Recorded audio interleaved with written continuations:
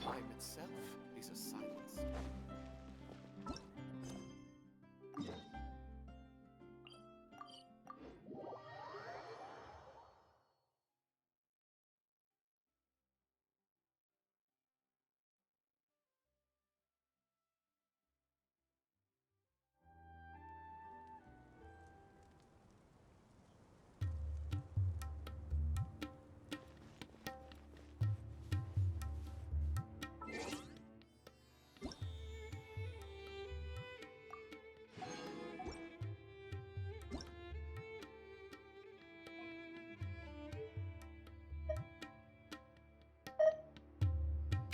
coming in! Paimon, coming in! Is this level okay? Can you... Good old caravan rebot! Now let Paimon think. What were we up to the first time we came here? Oh, Paimon remembers! Nahita's consciousness had been trapped by the doctor, but we followed the clues she left behind to help her.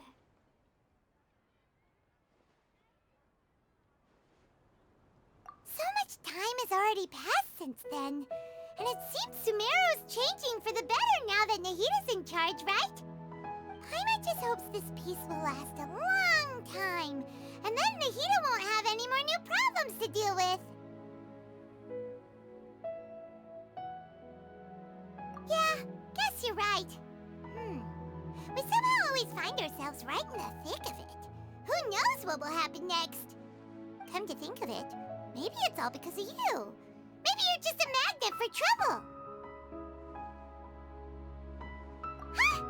Me? Before Paimon ran into you, Paimon never ran into any trouble. At most, when she was super tired, Paimon got caught in some strange whirlpool and sucked out into sea. And even then, you fished Paimon out!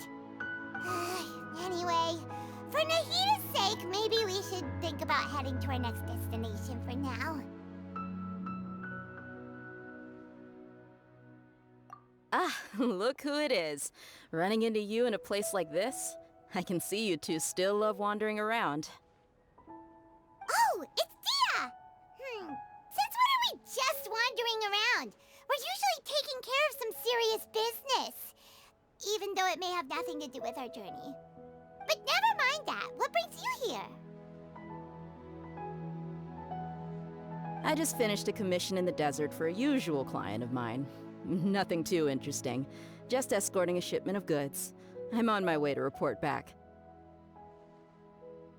That's when I saw you two all the way over there, chatting away. What were you two talking about anyway?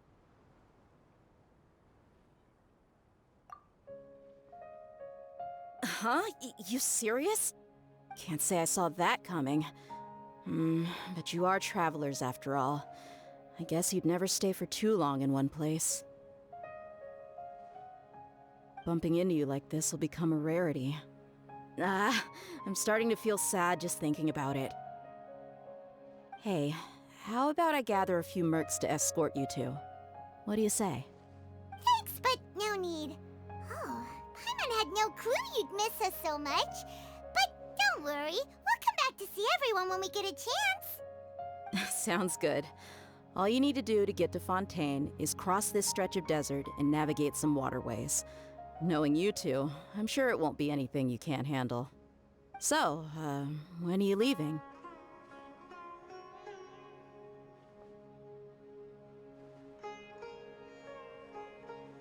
Oh, wait a sec. Paimon just remembered there are still a few dishes in Sumeru that Paimon hasn't tried yet. Now, where's that list Paimon made?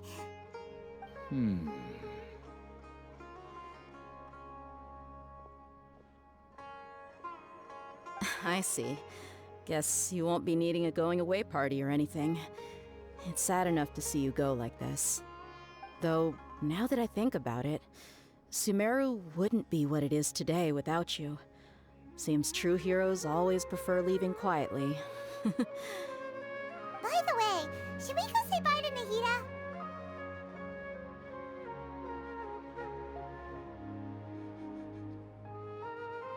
Oh, good point. Then there's no need to bother her in the real world. Then, I guess this is goodbye for now, Traveler in Paimon. Whether as a client or a friend, you're always welcome to come find me.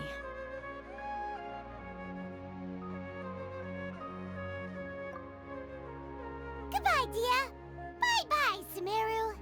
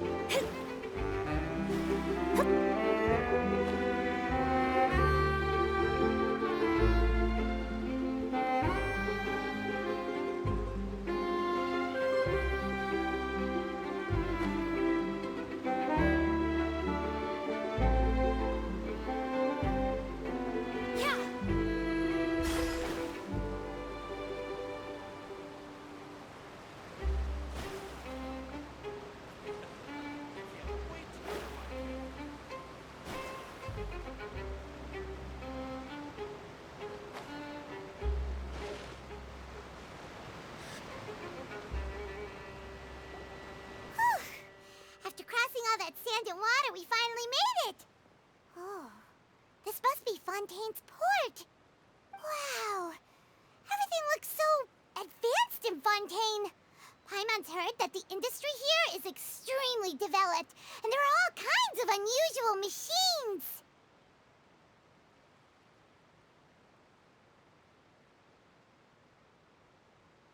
Just seeing the sights as a tourist is nice, but maybe it would be better if we found something to do.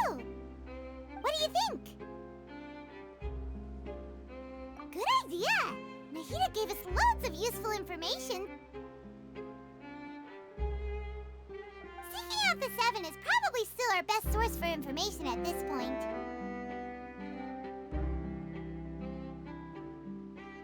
Yeah, the more we can learn, the better. So, what do you think the Hydro Archon's like? Will we get along? Nahida said that she has a very unique personality. To learn about a nation's god, start with the nation's people.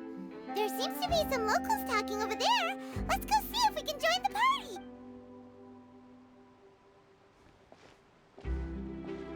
If you ask me, it's a tragedy how things ended for him.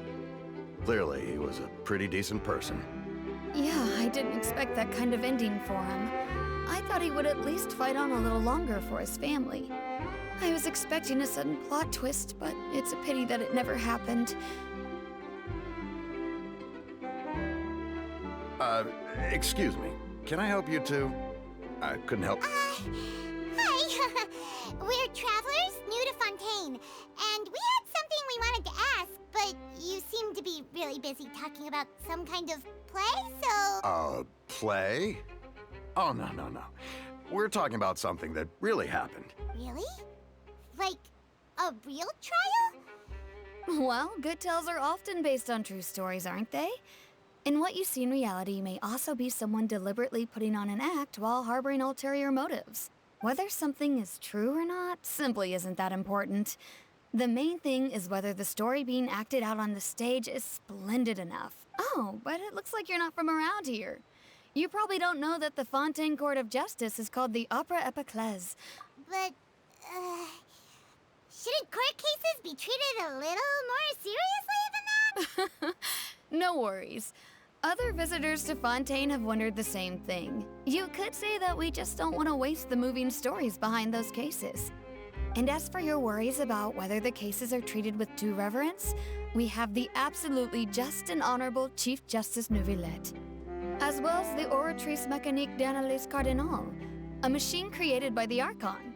Between the machine and the Chief Justice, false charges and injustice are a thing of the past now. The Oratrice?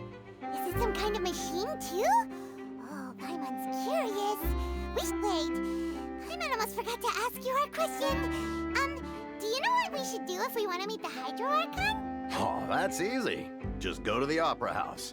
Lady Farina practically lives there. You could definitely say it's her biggest passion. I think what they mean is that they wish to speak with the Archon personally. In that case, I am afraid it's going to be a tad more difficult. You'll have to make an appointment well in advance, and it'll depend on whether or not she has any time slots available. Huh. Is the Hydro Archon super busy taking care of official stuff? No. Lady Farina seldom takes an interest with the nation's affairs. The reason it's difficult to make an appointment is simply because she's incredibly popular. That's right. After all, she is the Archon. Though she may tend to get a little dramatic from time to time, people can't get enough of her. Huh. First time Paimon's ever heard of an Archon being described that way before. Wait! Paimon gets now! The Hydro Archon is kinda like a big celebrity here, right? Yeah, I suppose you could say that. Perhaps you could even say our mascot. Hang on. This is still Fontaine's Archon you're talking about. Yes, you're right. I guess I should at least try to be a little more respectful and... Come on. Sure, there's a lot of laws here, but nobody's going to be arrested for saying something disrespectful about the Hydro Archon. Alright, I think we get it. Thank you! At least we now know that we can find the Hydro Archon, but who knows how long making an appointment will take? Hey! What are you looking over there for?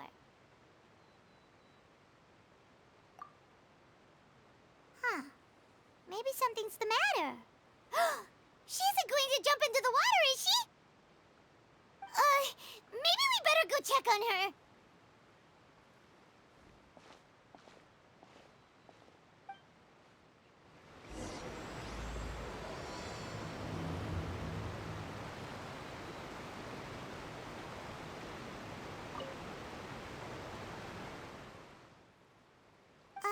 Hello there. Huh? I'm fine. Oh, okay then. About many things, actually. I was just reminiscing about a place my brother and I would play when we were kids. You're pointing at the sea. Wait, are you saying that you and your brother lived in the water? Though people call the waters around Fontaine a sea, it's actually just an inland lake that's filled with fresh water. And though I can still see that hill clearly in my memories, now it's been completely submerged. He would skip and jump, tossing sand in the wind. The sun shone brightly, and the air was filled with the scent of the sea. But now, the water is gradually swallowing our memories. It won't be long before it swallows us. Sorry. Paimon doesn't really get what you mean. I don't believe we've had the pleasure of meeting. Are you Lynette's new friends? Oh, and you are? Thanks for looking after my sister. She often comes here to reminisce about our childhood, that's all. There's no need for any concern. Allow me to introduce myself. I'm Linny, and this is my sister Lynette. If I had to guess, I'd say you must be travelers from abroad. Nice to meet you. Paimon is Paimon, and this is the Traveler. We just arrived in Fontaine. We were just talking with your sister. Even though we didn't really get what she was... I see. It's unusual for Lynette to be so willing to talk with anyone. Oh, really? Then you two are just like us. Paimon's always the one talking for some reason.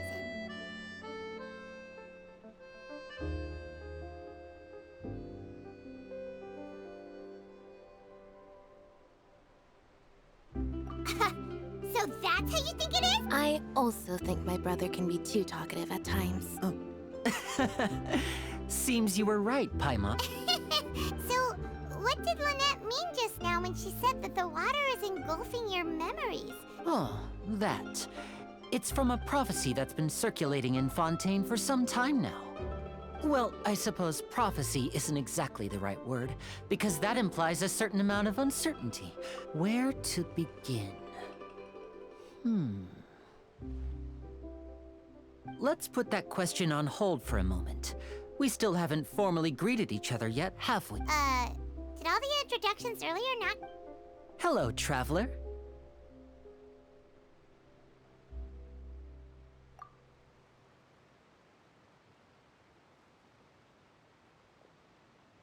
And hello, Paimon. Hey! Why didn't Paimon get a handshake? You're not poking fun at Paimon, are you? Please, don't take offense. Just consider it a sort of etiquette we have here in Fontaine when making new friends. You should remember it. It might prove useful. Oh, all right then. Well, Paimon's just happy to have a local friend now. By the way, we were just getting ready to go to the Opera House to meet the Hydro Archon. So you're going to see Lady Farina? No problem at all. In fact, I was planning to go to the Opera House later myself. Please, follow me.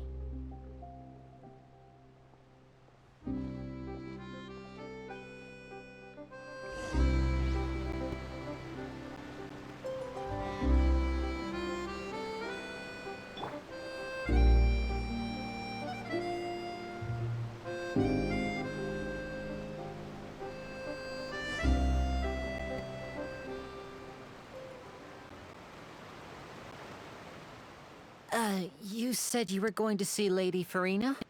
Well, it seems Lady Farina has come to see you.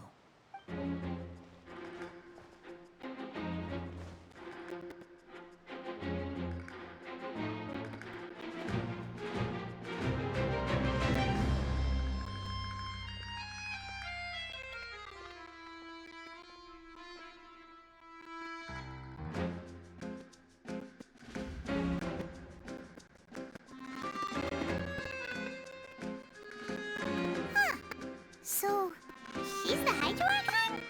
But how did she know we were looking for her? My dear people, rich and poor, those with cup in hand and those with nothing at all, raise your glasses in celebration. If you don't have one, then just raise your hand and you.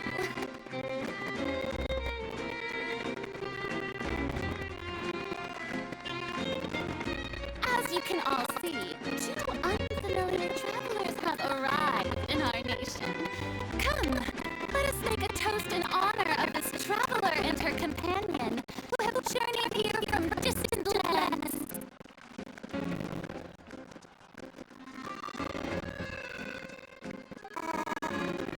Is she talking about us?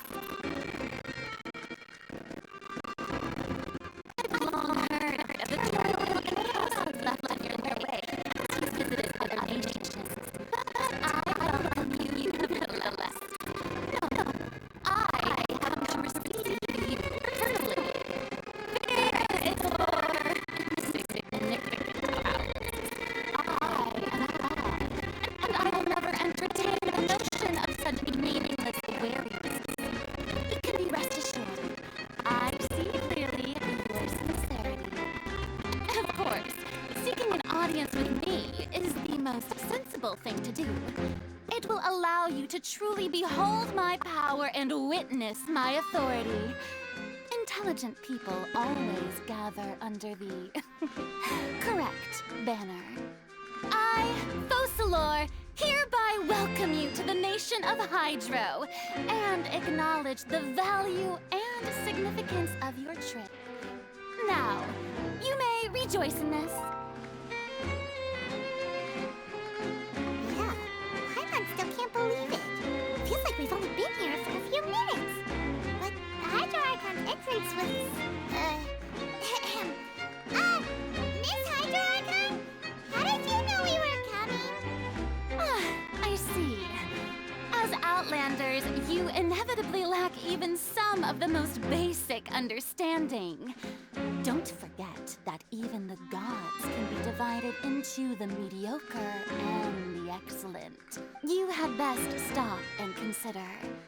Do you really have the noble qualities and etiquette necessary to communicate with a god? All it takes is a flick of my finger for me to know everything about you. Whoa, talk about sounding high and mighty. Oh? What's with these looks? Perhaps the welcoming ceremony. Wow, I didn't expect to see Lady Farina here. Wait, does this mean they're the legendary blonde traveler? Hey, what's all the commotion? Oh, Is that Lady Farina? of course. That's the blonde traveler. The one all those stories are about. Lady Farina came here to personally see her. Oh, I bet this is going to be the duel of the century. Ooh, I've got to see this. I knew Lady Farina would never disappoint.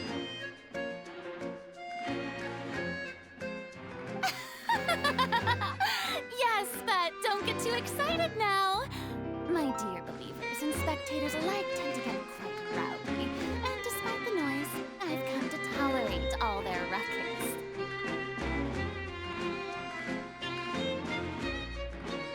You may consider this my reward to all of you. I have determined that there will be an epic duel between myself and this traveler from another land, just as you were hoping to see. Now she wants to fight? Aren't we getting a little ahead of ourselves?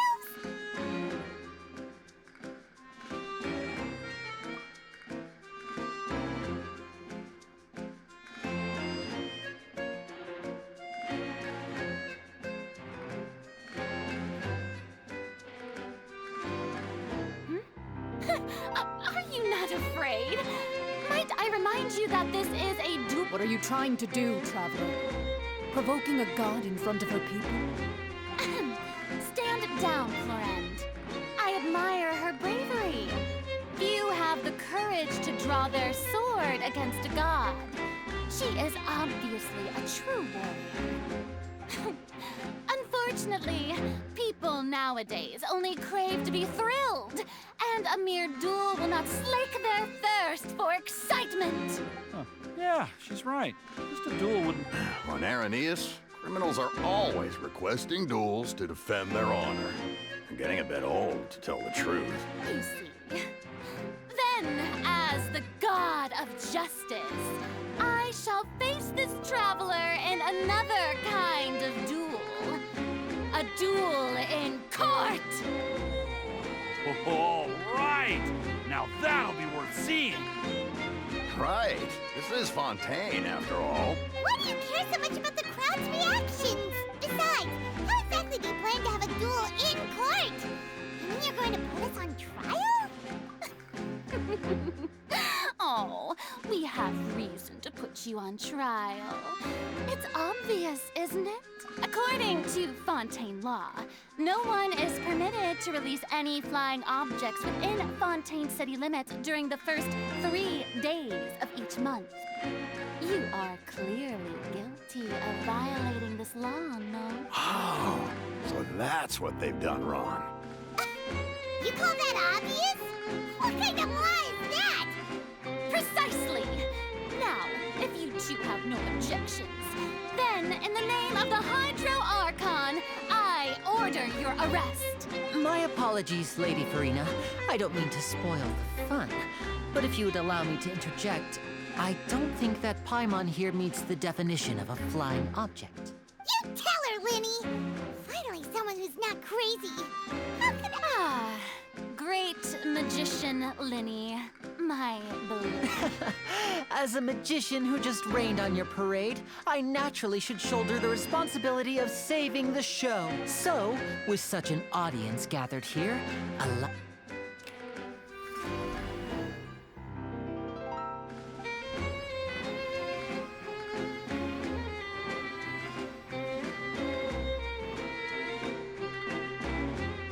Ta-da! What's that on Paimon's back? Hey, when did you do that?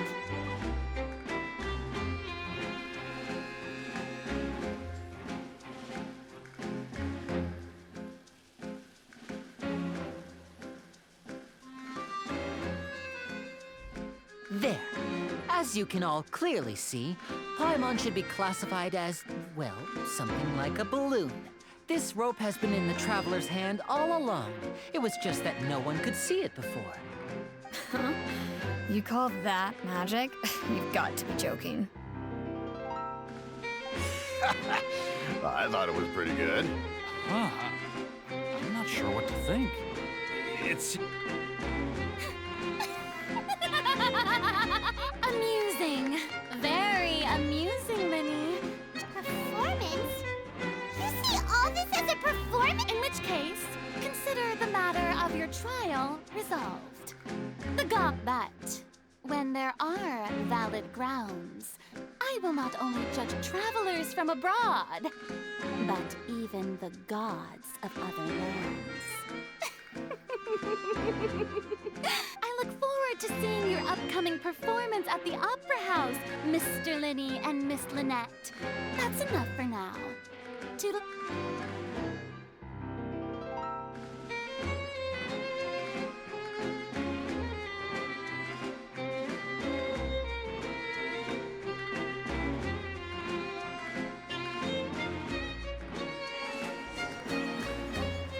And just like that, she's gone. Well, that's the most unpredictable Archon Paimon's ever seen. We never even had a chance to ask her anything. But that's a problem for future Paimon. Don't mention it. I just happened to remember that there was such a law, so I did a little preparation. Just so. Now do you see what kind of god Lady Farina is? She can be a bit confusing at times, but she is still amenable to reason. Anyway, Paimon had no idea you were a magician. I just know a few simple tricks I use to make a living. Lynette is my assistant. It will actually be my first time performing on the most prestigious stage in Fontaine. But isn't the Opera House where criminal trials are held in Fontaine? When there are no public trials being held, the Opera House hosts a variety of other performances. To the people of Fontaine, the line between a trial and a performance can be a little blurred. And speaking of performances, I would be remiss to forego this opportunity gifted by fate. Might I invite the two of you to see my performance? My brother's always excited to make new friends. Oh, sure. We don't really have anything to do now, and we wanted to go to the Opera House anyway. Splendid. In that case, why don't we go together? I'll show you the way. You really mean it? This is a magical item known as a magic pocket. Perhaps you can help me distribute them to the people here. Huh? What are they going to use it for? About that... You asked me before about the prophecy, right? Let me start by telling you a little more about what it entails. I'm not sure exactly when it began, but a prophecy has been circulating around Fontaine. It says that every person in Fontaine is born with sin. No matter how the Nation of Justice holds trial after trial, this sin cannot be absolved. Until one day, the water levels in Fontaine will rise, and the sinful people will slowly be drowned. In the end, the people will all be dissolved into the waters, and only the Hydro Archon will remain, weeping on her throne. Only then will the sins of the people of Fontaine be washed away. That sounds pretty gloomy. Why are people in Fontaine born with sin? What is that supposed to mean? There are lots of guesses. Some say that the ancestors of Fontaine stole the power of the seas and stirred its wrath. Others say that the people of Fontaine never heeded the first Hydro Archon's warnings and offended Celestia. But here in Fontaine, evidence is what matters. There hasn't been concrete evidence for any of these claims, so they can only be regarded as conjecture. If even the people in Fontaine don't know what sin they committed, wouldn't it be better just to ignore the prophecy completely? That's exactly what the people did at first. But in the last few years, the water levels in Fontaine have actually started rising. Many places have already been completely submerged, and now lie beneath the sea. Many people carry on with their lives as before and shrug it off as a natural phenomenon. But my family and I think that the people of Fontaine shouldn't ignore the possibility, which would end up sentencing them to death. We hope that at least the people who reside near the waterfront can move away before it's too late. So, we've started distributing magic pockets to them. As a magical item, these magic pockets have astonishing capacity. I'm sure they will come in handy when people are moving their belongings. Oh, Paimon gets it! It's like preparing for a rainy day! But this is more Perhaps only absolute power could ever contend with such a catastrophe. But who knows? We're just tiny specks in the grand scheme of things. Now, if you'd like to help, then please give these magic pockets to anyone nearby. Be sure to convince them to take it, regardless of what they say.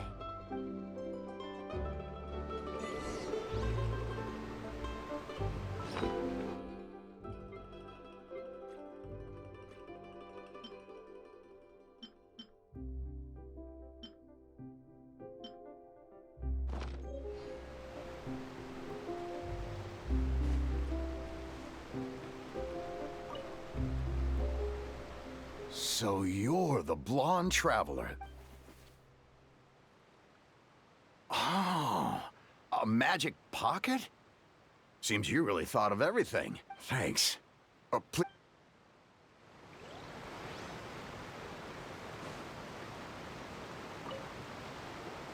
What's this? What? You mean... No, I believe in the prophecy. But I also believe in another story. The story says that people once lived in the ocean. They were one with the ocean and couldn't live apart from it. But as time wore on, people desired to live on land and developed blood vessels, encapsulating the sea within their bodies. Thus could people set foot on land. So, if you ask me, when the water rises and takes us all, it'll be like we're going home.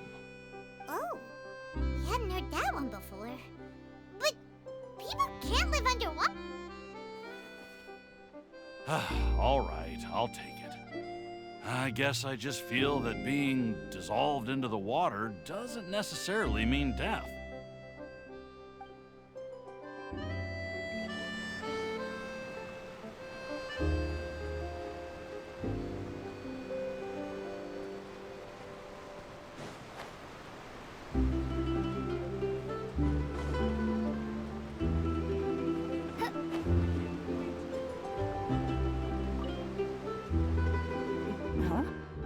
I don't want that thing. Way I see it, if the prophecy's true, it's still gonna be a long time before the water can cover everything. Life is all about living in the... You should still take... Oh, all right, fine. Thanks. It's just that... if I start moving, that means I've already given up on the life I have now.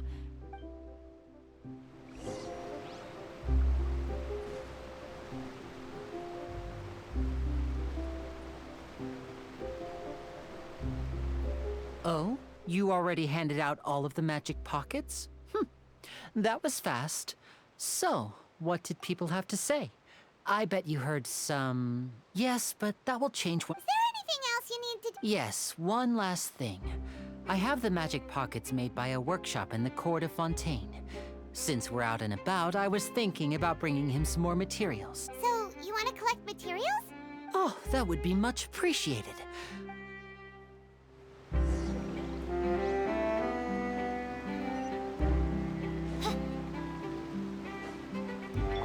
The wind rises.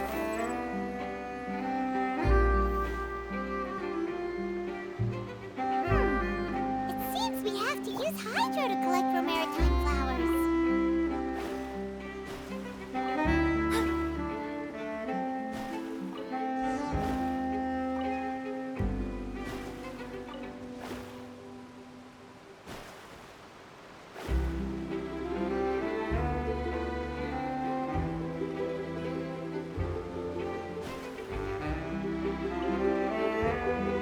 You made quick work of that. I can tell you're an Maybe next time you'll feel... No.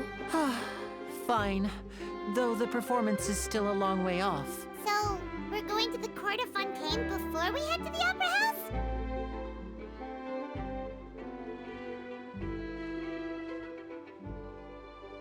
Wait, shh. Have you noticed that person over there? The young girl. Huh? What's wrong? She's obviously a thief. Magicians and thieves practice similar methods. We divert attention, and a distracted audience is one that won't discover what you're really doing. Watch her movements carefully.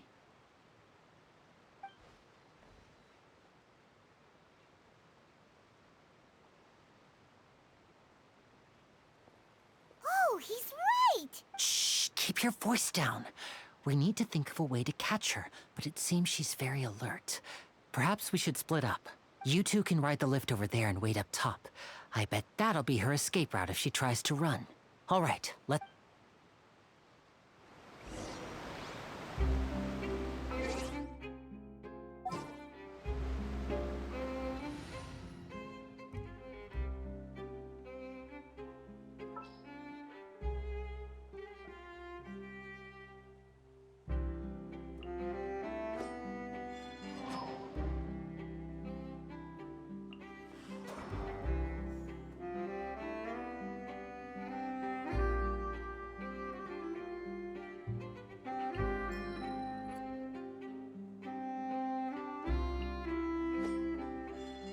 Want me to come along?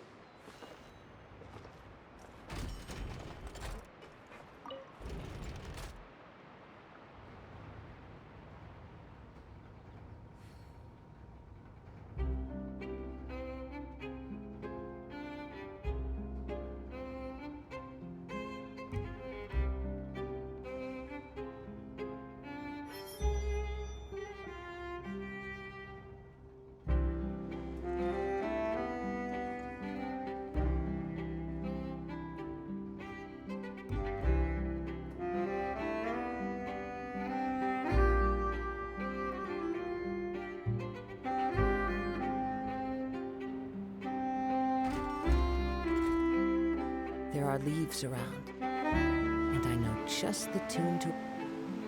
This is the spot where Linny wanted us to wait. Oh, look! Isn't that her?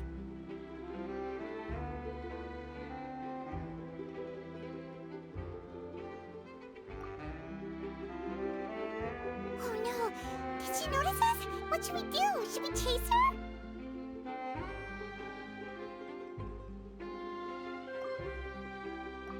You're right. She might also...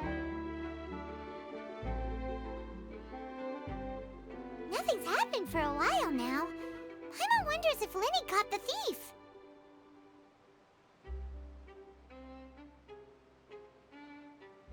Yeah, let's go.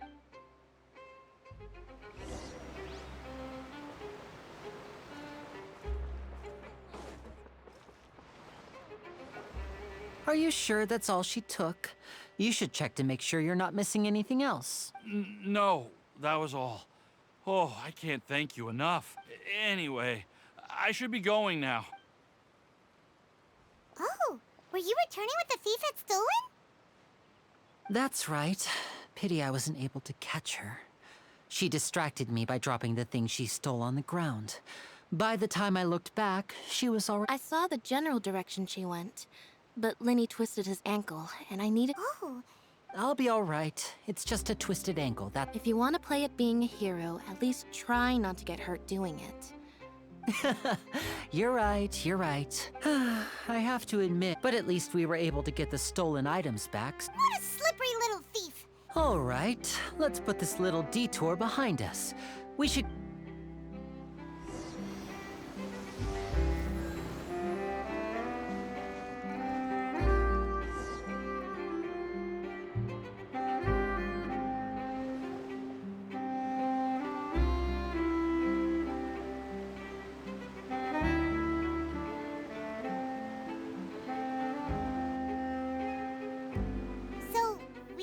This thing to go into the city? What an ingenious... This is an aquabus. It allows people to travel between several key locations around Fontaine. It's pretty convenient, but the ride can become a little dull after a while. The scenery is always the same. That's... So you mean it's still boring, even when... No, that's not what I meant. Besides, it doesn't really feel like a real trip when it's just the two of us. It's the same as being at home. Whatever. That's what it's like to be an older brother. It's about time for us to leave. Let's get on board.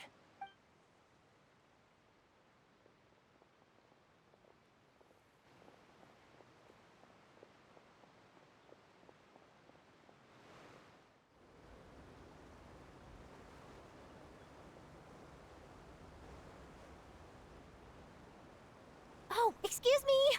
Aren't you the great magician, Linny? Hello. I don't believe we've...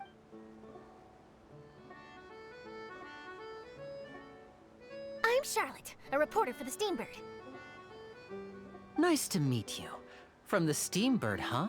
It's an honor to meet you. Wait, could that be the legendary traveler who's been making headline after headline in their journey across Tibet? Amazing!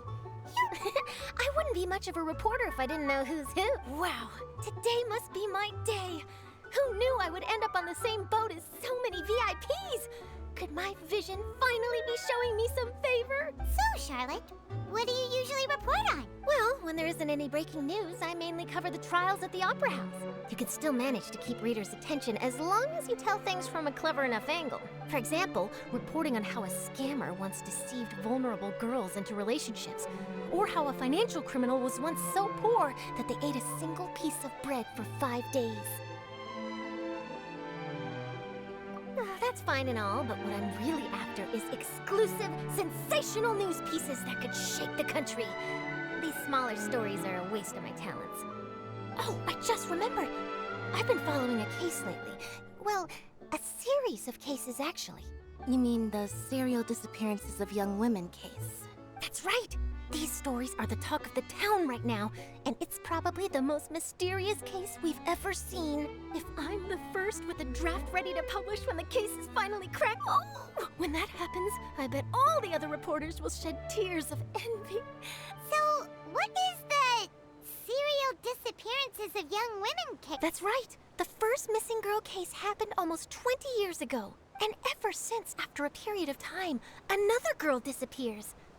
What the cases have in common is that the girls are all but the scariest part is that to this day, none of the many suspects have been arrested over the years in connection with this case, but shortly after each arrest, another disappearance would always happen.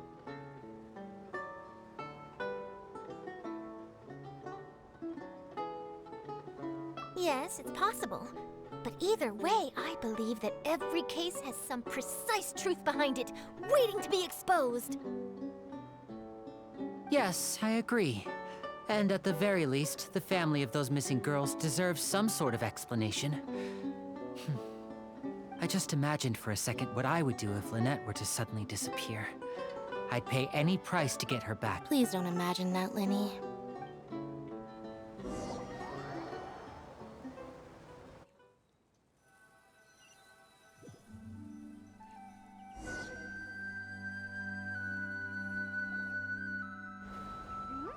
Hey, we're almost there! Look!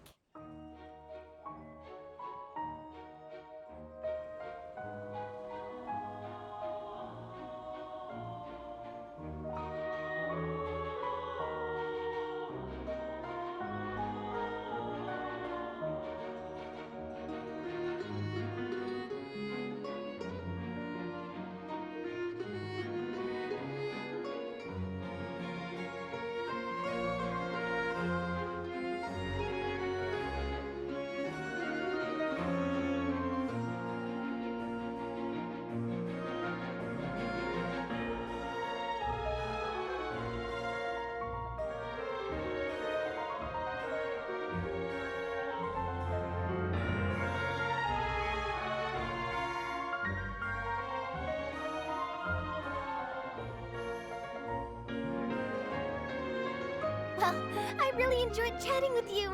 Life should be full of pleasant little surprises like this. Yeah, us as well. The ride went by too quickly. I have an interview to get to. I should get going before I'm late. Okay, Paimon hopes we can chat again soon, Charlotte. Bye now. Oh, be sure to stop by and see me at the Steambird when you have time. What a tough job. Always running around and... If you don't mind, how about we stop by my home first? Besides, I still have all the materials we collected. Sure, we wouldn't mind at all.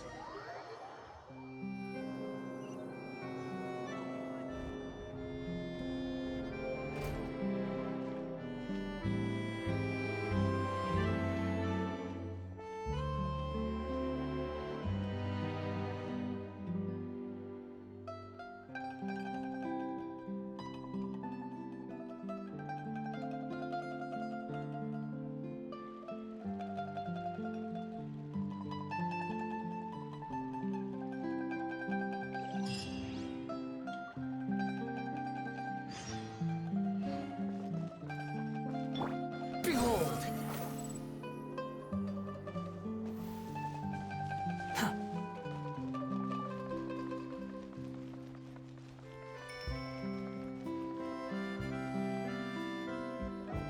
This is our current abode.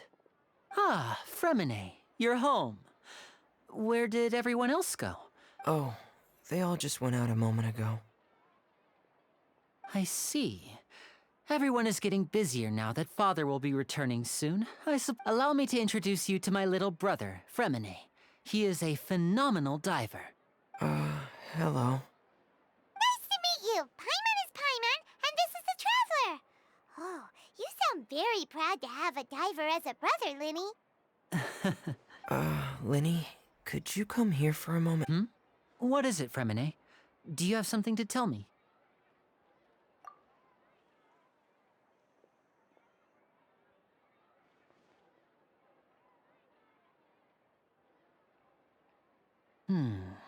Okay, I see. Is everything all right? Oh, it's nothing. We were just discussing. Oh, before I forget, the Traveler and I collected more. Yes, I went diving and gathered lots of materials. That's our Fremine, always quick with the underwater work. All right, I'll take these to the workshop.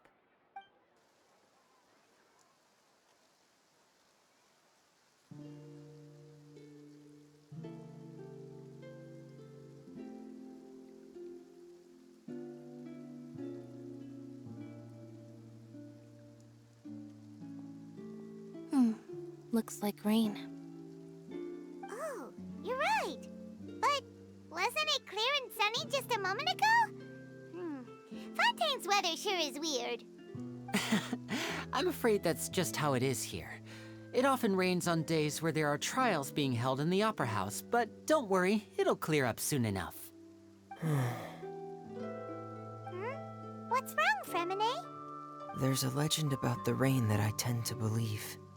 It's said that a dragon of water once resided in Fontaine. Though we don't know where the dragon went, every time it weeps, the skies will cloud up and pour out rain. When I was a child, my mother told me that if I wanted to go outside and play, I should yell toward the sky at the top of my lungs. Hydro Dragon! Hydro Dragon! Don't cry!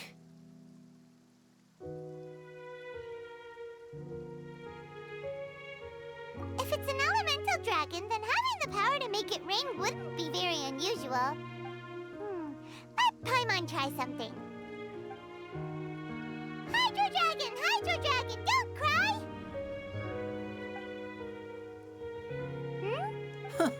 Doesn't seem to be of any use. It is just a legend after all. You know, you might be a more popular magician if you understood the concept of romanticism. Or could at least play along. Sorry. It might be because we've never met the Hydro Dragon. Perhaps it can't be comforted by the words of strangers.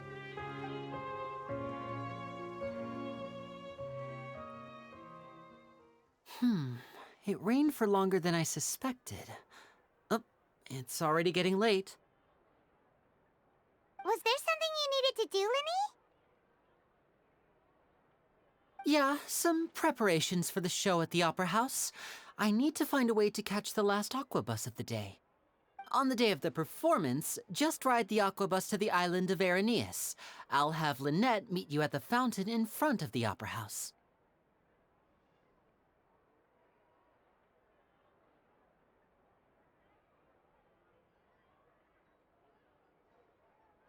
Oh, are you leaving now? What is it, Fremine? I'm in a hurry. Oh, I get it. You feel nervous delivering the materials for the magic pockets, is that it? Perhaps we could trouble the Traveler to help us take these materials to the Beaumont workshop and deliver them to the owner there? I'm afraid that Fremine can be quite introverted, and the boss there tends to be pretty talkative. Fremine has always been a little afraid of her. No trouble at all! Don't worry, we're on the case! Sorry for the Oh, no need! This'll be a walk in the park for us!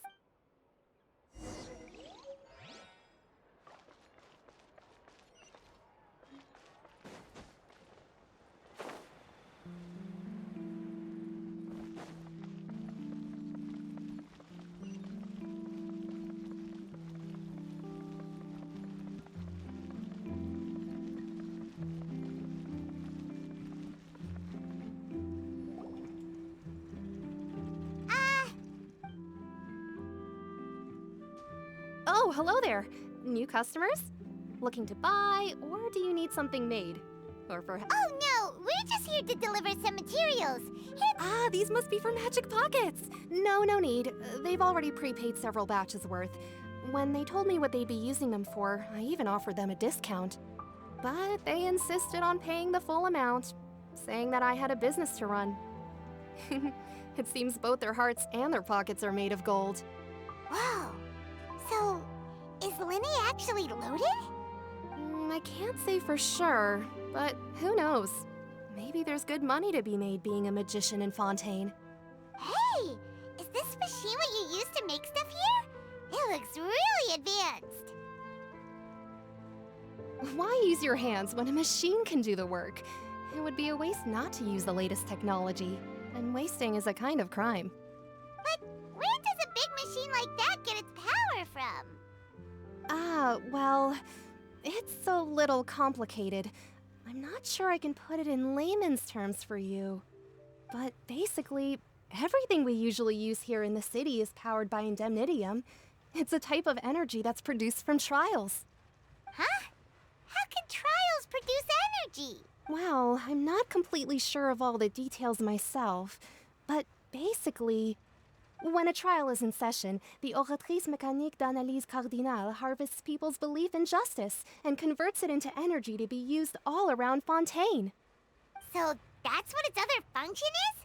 But Paimon still doesn't get it. How could something unreliable like people's beliefs be turned into a stable power source for these machines? Oh, yeah! So that means the Hydro Archon relies on the machine to take the energy created by belief and turn it into power for all of Fontaine, right? Even though I've never heard anyone really put it that way before, it sounds like it makes sense. Besides indemnitium, we have another type of energy called pneumosia. It isn't produced by the power of the Archon, but it is unstable by nature. Even now, it still cannot be widely used by civilians. I thought I'd find you hard at work, but here you are chatting the day away. Since you're already talking... You again? Didn't I already promise you that I'd have the more I owe to Confrérie of Cabriere by next month? Yeah, but how do we know that you won't go running off by the end of this month? I want 50% today. Huh? Seems business isn't so great for the workshop. We've already finished our job and delivered the materials. Maybe now's a good time to leave?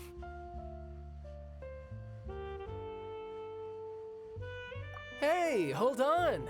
Before you go around trying to collect payments, why don't you settle your own debts first? If Confrérie of Cabriere wants to poach clients from Northland Bank, that's fine. But I'm afraid you still owe the bank a hefty sum of mora. So why don't we work things out between us first, before you get back to your little conversation here? You're from Northland Bank. But we said we'll pay everything we owe next month. Why are you hounding me now? Traveler, Paimon! I didn't think I'd run into you here in Fontaine. What are the chances? We're surprised to see you too! What are you doing here in Fontaine? You didn't want to stay in Snezhnaya? Long story short, I've already been in Fontaine for some time now, and honestly, things have been pretty boring. But it seems that fate brought our paths together today. Not only will I have some good friends here now, but ones who always seem to find trouble. Either way you look at it, it seems things are going to get a lot more interesting now. Pretty sure we'd want to avoid anything that you'd find interesting. Besides, our trip here has gone pretty well so far. Right, Traveler?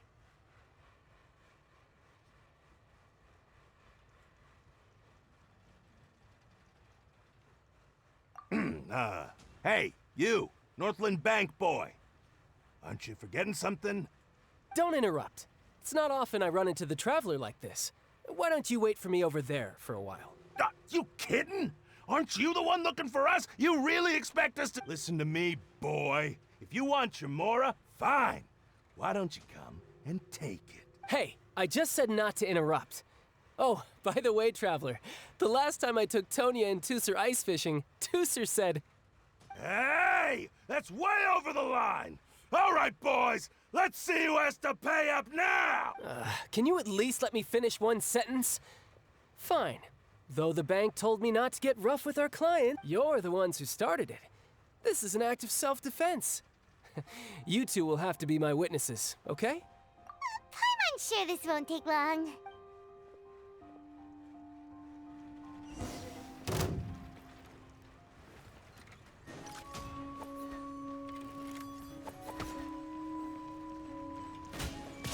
Yeah!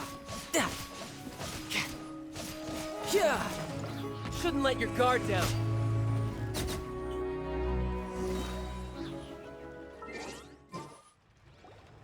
Oh, what's your deal, Brad?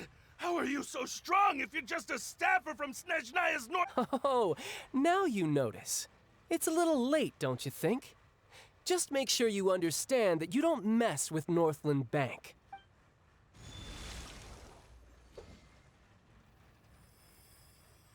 Huh? Now's my chance!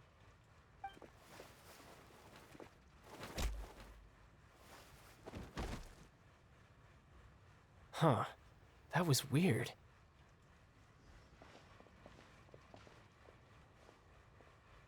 I'm not sure. It's as if I suddenly lost control of my hydro powers when I needed them. Strange. How could that happen? First time. Never mind. It doesn't matter. If I want to stay sharp, I shouldn't be relying too much on my vision anyway. Besides, I always have my delusion in case I need it. So what are you doing in Fontaine, child? Well, I guess it's because I've been in a bad mood lately. Huh? What kind of reason is that? I don't know.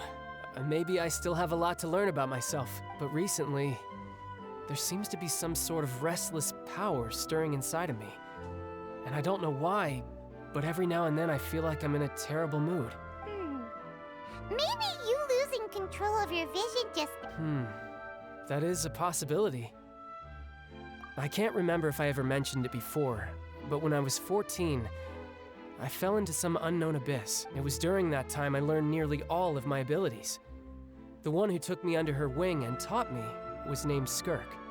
She was always quiet and very mysterious. Nobody knew where she came from or what she had been through, and she was always very strict when teaching me combat techniques.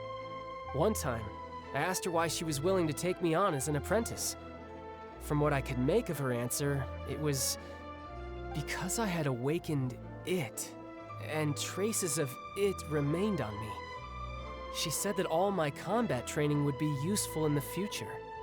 But what is it? What did you awaken? She never explained that, but my guess is that it's related to a dream I saw when I had just fallen into that abyss. In my dream, I was in the deepest depths of the sea, and the boundless seabed was all around me. But in front of me appeared a whale that was so massive, I felt like I couldn't breathe. A whale? Oh, that sounds familiar! When we fought against you before, you summoned a huge whale that seemed to leap at us. Is that the one?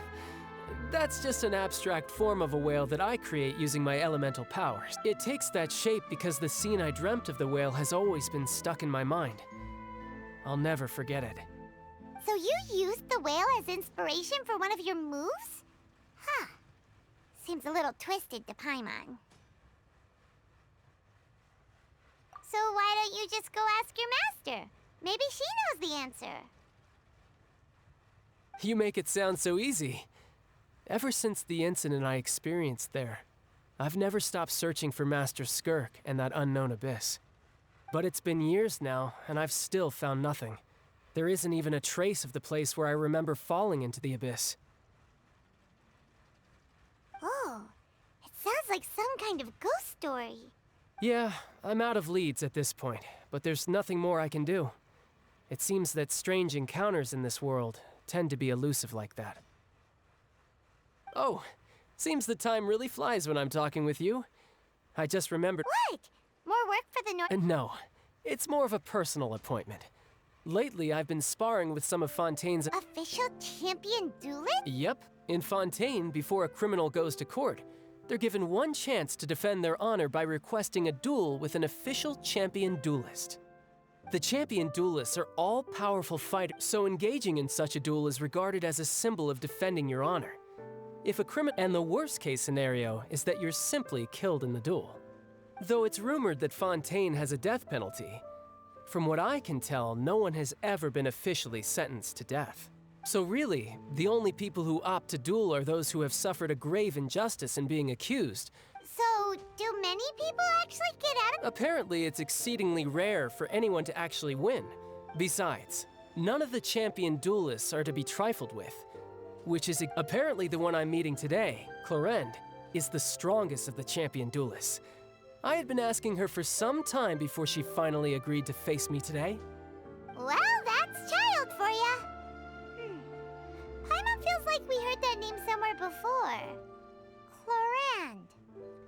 Oh, before I forget, I want you to have this. Huh? Your vision? I'm just worried that it could become uncontrollable again. I'd be pretty upset if it got in the way of my duel, so I think I'll be better off without it for now. Besides, I just need you to hold on to it for a short while. I'll come retrieve it when I have some time later. Paimon knows what you're up to. You just Whatever gave you that idea? That sneaky guy. He said he's been feeling down lately, but he seemed the same as ever to Paimon. Well, since we don't have much to do for now, we might as well walk around and see the city before Lenny's performance.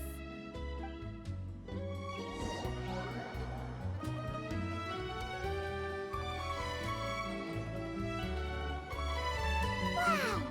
Who could have seen that coming? The reporter who was barely around for most of the story was the murderer all along!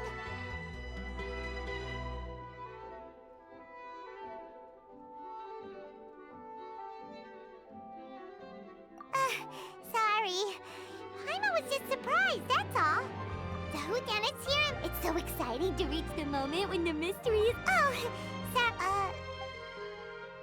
Lenny said that the opera house is on...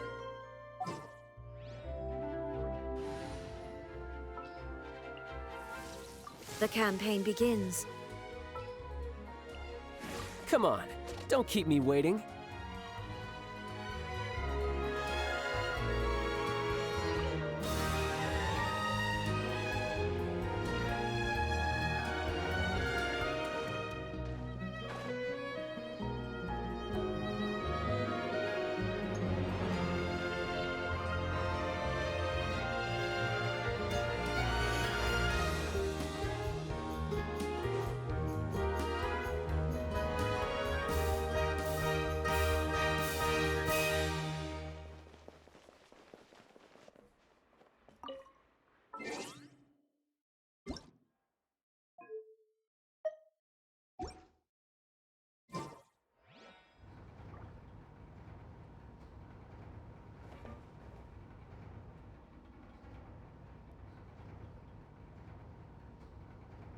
Welcome to the court of Fontaine.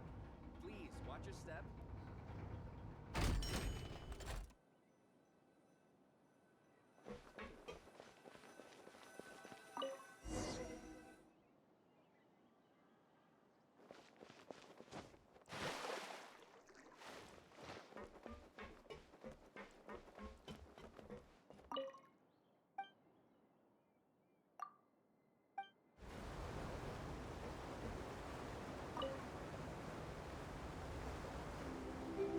Welcome to the Navia line. I am Elfan. The boat will be departing imminently. Please do not stick your head, hands, or other body parts outside the boat. The Aquabus operator is not responsible for any accidents or injuries resulting from doing so. Also, please remember to buy the Steambird, though I don't read it myself. The destination of the current tour is Erinias. Points of interest worth visiting include the Fountain of Lucine and the Opera Epiclese. If you look to the left in the direction we are currently traveling, you will see the famous Fontaine Research Institute up in the sky. An experiment gone wrong turned a new sightseeing opportunity. Human ingenuity truly is a wondrous thing.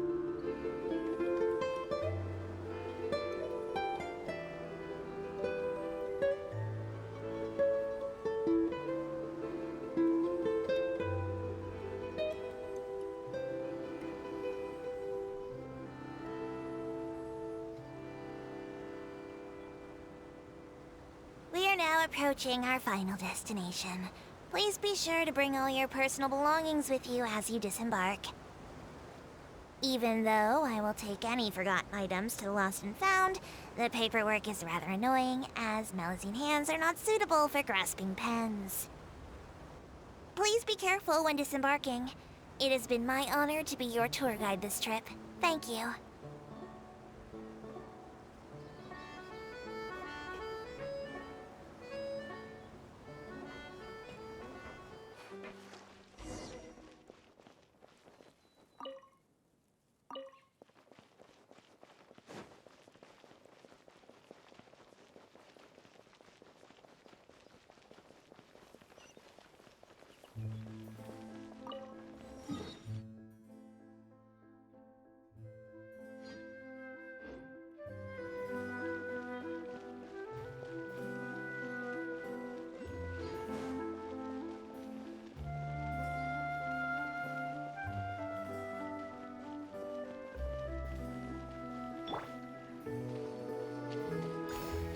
Squall and Fury.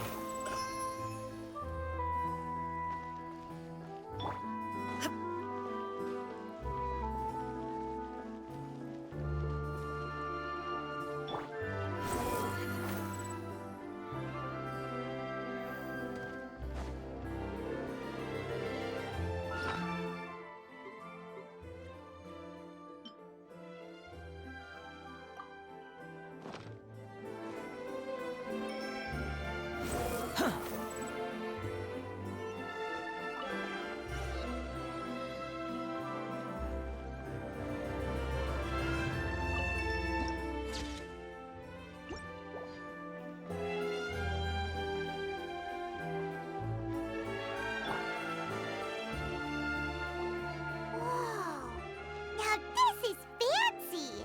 The Opera Epiclese.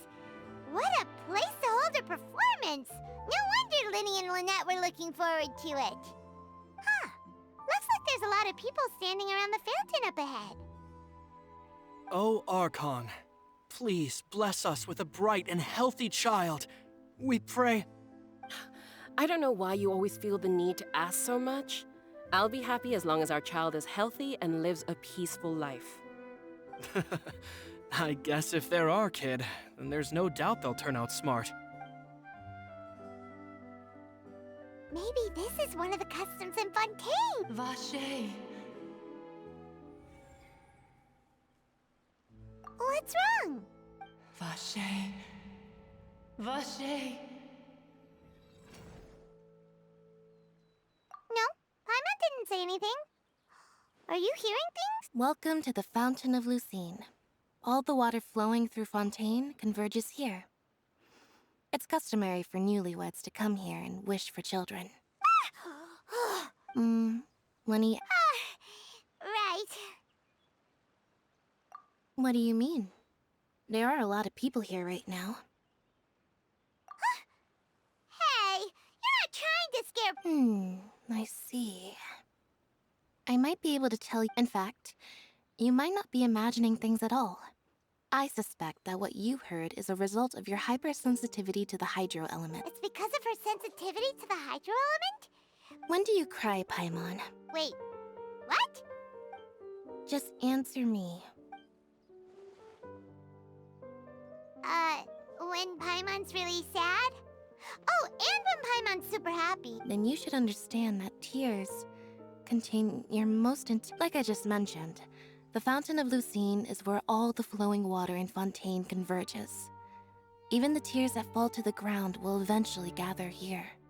So maybe what you heard was the intense emotion coming from someone's tears. So, what did the voice say? Huh. If you were hearing their emotions, then... Rather than worrying about them, don't let that calm look of his fool you. He tends to get pretty nervous just... Oh, right!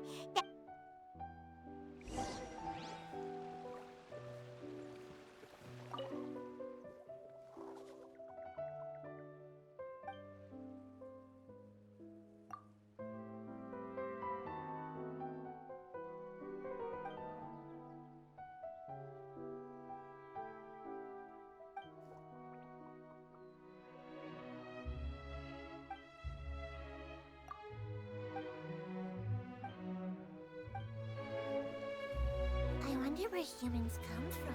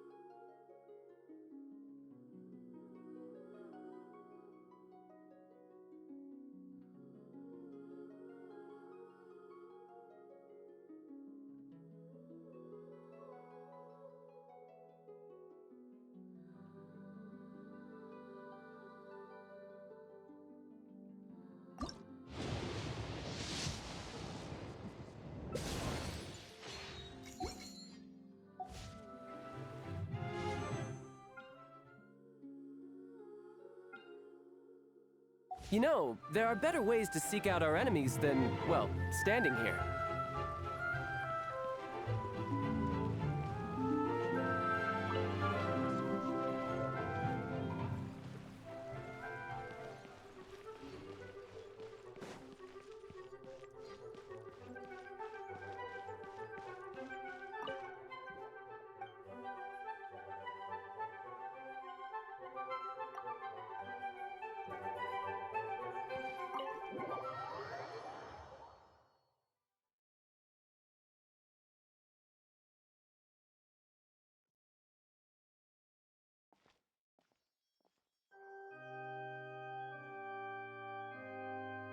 Traveler and Paimon, good to see you.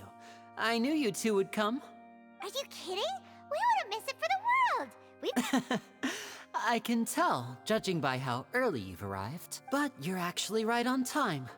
The audience still hasn't started entering the venue yet, which means now is the perfect chance for...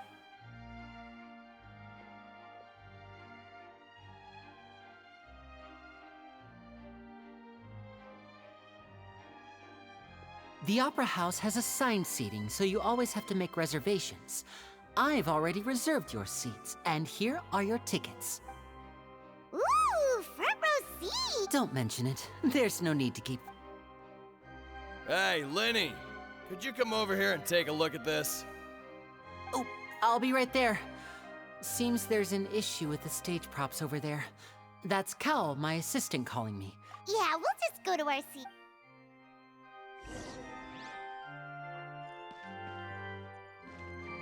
No time to lose.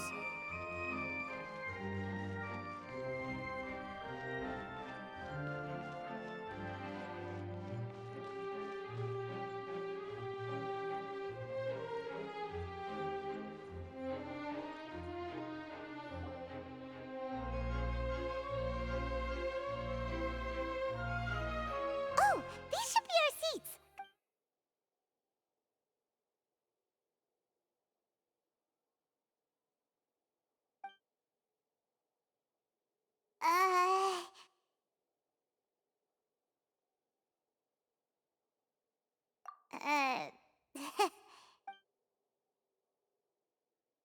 Hey, Traveler. Maybe we should strike up a conversation with the person next to us.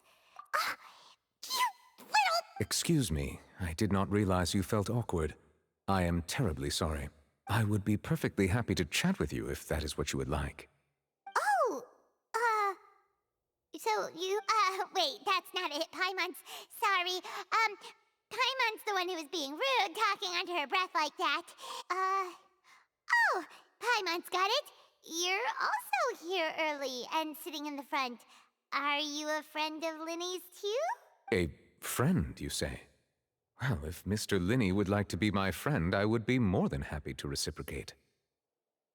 Oh, so you're not friends with Linny then? Oh, this is getting more awkward by the second.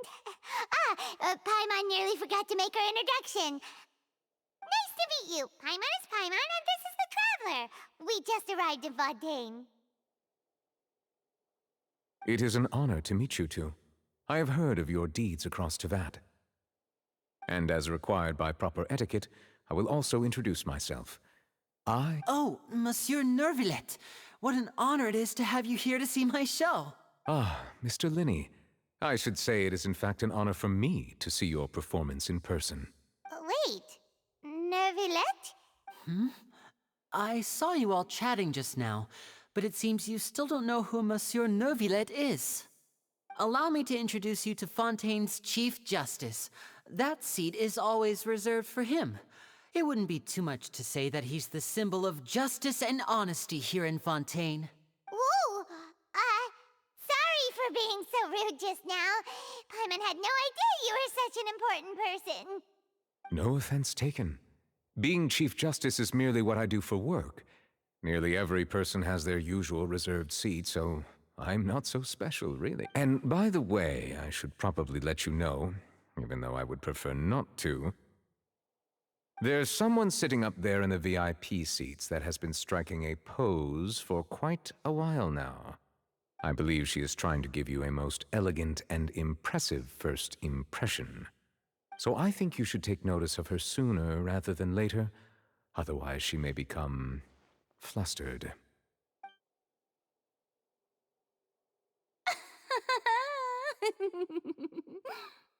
Huh?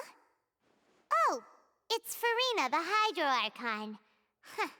She sure has a smug and satisfied look on her face. Guess Very good. That is for the best. No need to pay her any more attention. We may now enjoy the show. Huh? So is this what things are like between the Chief Justice and the Hydro Archon? All right, please wait just a moment longer. I've pretty much finished my preparations, and the performance will start as soon as the audience has made their way to their seats. Yay! The show's finally about to start!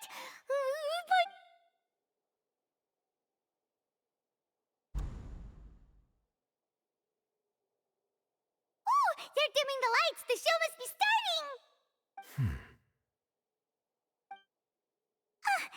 Sorry. Paimon will try to stay quiet. Welcome, one and all, to the Opera Epiclese. I am the star of today's show, Linny. And over here is my sister, Lynette, who will be working as my wonderful assistant. Please, let's give her a warm welcome. Hello, everyone. I know she may seem to be a little sleepy right now, but that's just a sign that she's nervous. Whatever. Now, some of you may be thinking, two vision holders who can freely manipulate elemental powers performing magic is not true magic at all. So, I would like to take a moment to assure you that elemental powers will have nothing to do with what you will witness on the stage today.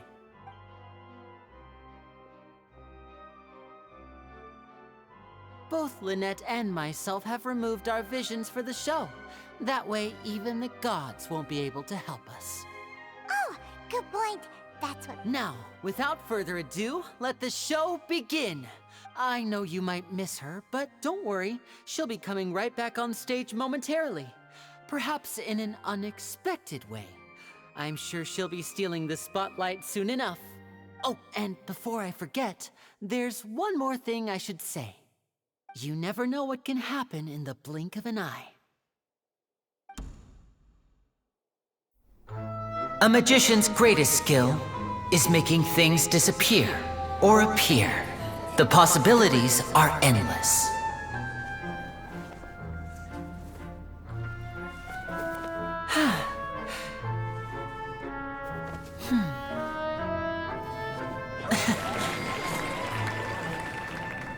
Huh?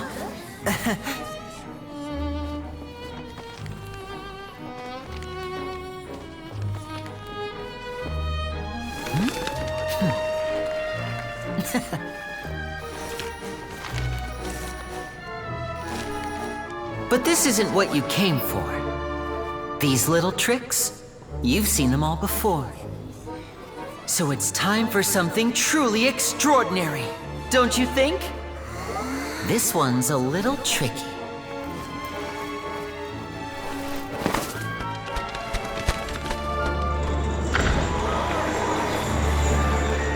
Using this water tank, I shall make my sister vanish completely, right before your very eyes.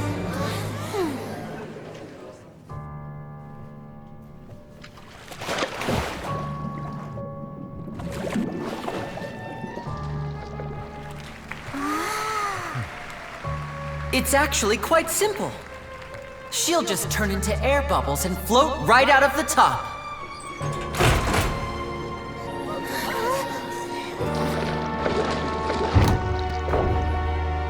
Oh no! I told them to check all the props carefully. With the lid on, even air can't escape. An amateur magician would be getting very nervous right around now. Luckily, it's me on stage, so let me show you what a true virtuoso can do.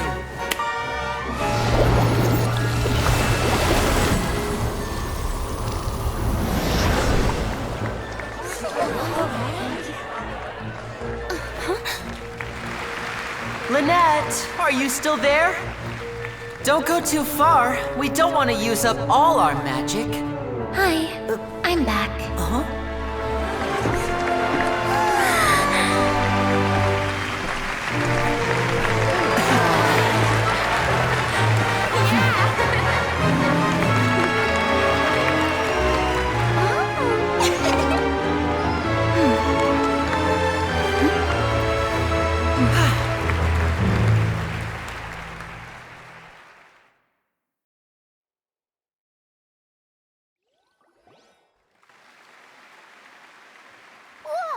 What in the world just happened?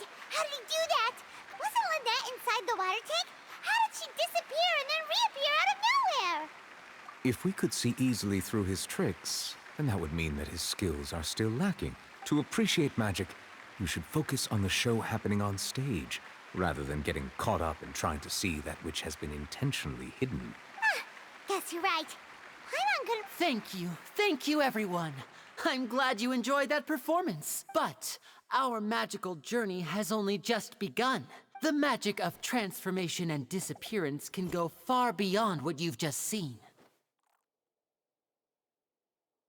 I'm sure many of you are thinking that escaping the water tank was impressive enough. But Lynette is still my assistant after all. In which case, I have ample time to make all necessary preparations. So, for my next trick, I will require the participation of one lucky audience member. Please, if my assistants could bring out the magical boxes now. There are 2 boxes and only 2 boxes.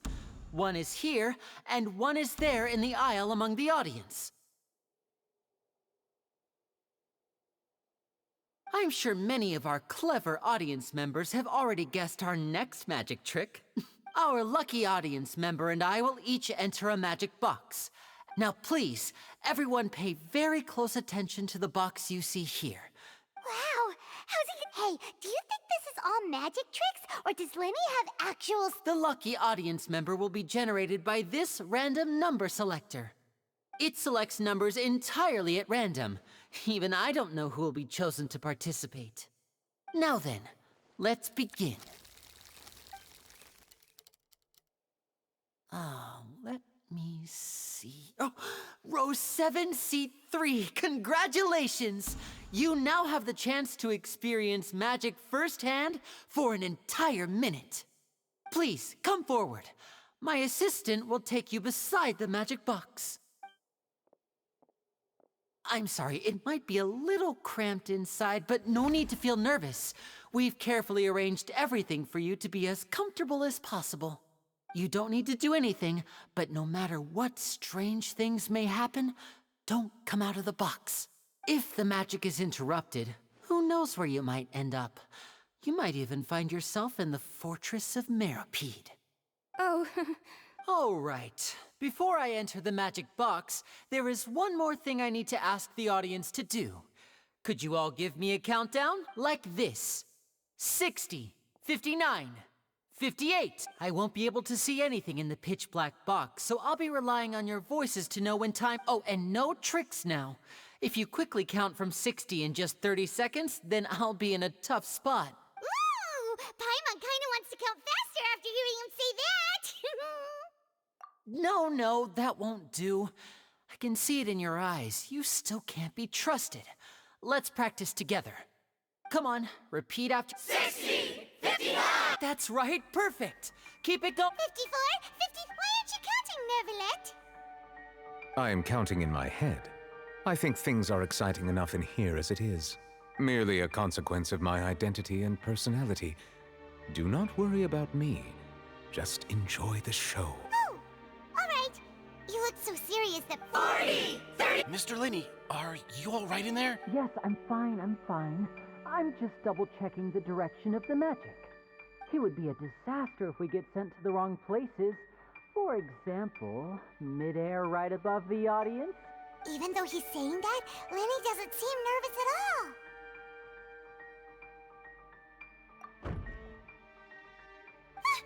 What was that noise? Did you hear it too? Not sure. Anyway, it doesn't... 25! 20! What's wrong, Mr. Linney? I can still hear you moving in there. I seem to have accidentally knocked over a decoration. I'm trying to fix it, but it's pitch black in here. I can't tell left from right. Never mind the decorations. There's no time for that. The show... No, that's unacceptable. I want my show to be perfect. It seems things aren't quite going as planned. I apologize, everyone. It feels like you're all starting to count faster, but that's all right. 10 seconds and change is still plenty of time. 10! Almost there now. 8! Swapping two people is harder work than you might think. Even a master magician like me can't guarantee I'll get it right the first time. Hey, wait! Is this the back one? I can't tell. They both look the same inside. Huh? Nope, that's not it. I'll try again. 7! Hey, slow down! Honestly! 5! 4! 3! Whoops! That doesn't count! 0!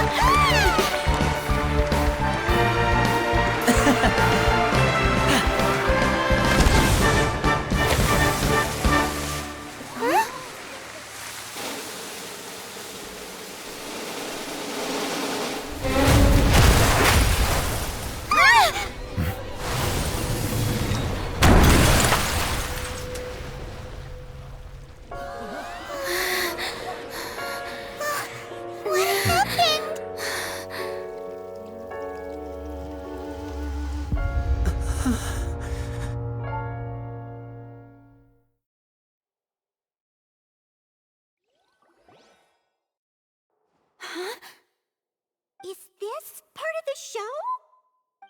Mr. Linney, you're going to use magic to... What happened? Oh no. Maybe this isn't part of the show. The girl was still in... This performance is over. Medical staff with me. Go... Yes, that's right. If this was just an accident, then we must investigate the cause. No need to be alarmed, you two. We'll get to the bottom of this soon enough.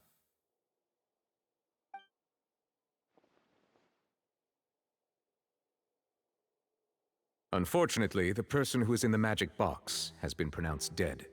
His name was Cowell, one of the assistants in Linny's magic troupe. Apparently, the fireworks on stage ignited the ropes that were suspending the water tank, which then caused the tank to fall onto the stage. As of now, we are still not sure why we found Cowell in the box, rather than the guest from the audience.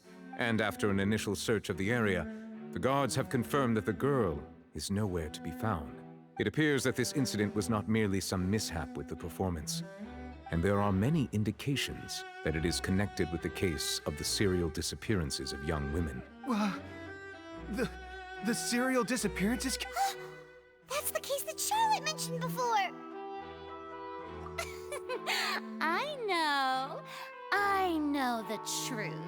I can see through the whole thing.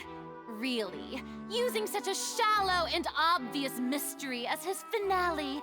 Did he really underestimate us that badly? I say that our powerful magician, Mr. Linney, is now the prime suspect for the serial disappearances case. Huh? Why me? Oh, this all occurred during your magic show, did it not? The missing girl disappeared after being chosen, did she not? Now that I think about it, that whole speech about magicians making things disappear was nothing more than a provocation, a bald-faced challenge. That can't be right! He was in the box on the stage the entire time! Besides, before the show, he told us that he would like to catch the criminal behind... Save discussion for a later time, please. Lady Farina, may I assume that your comments just now constitute an accusation against Mr. Linney and his associates, and that you are pressing charges? Huh?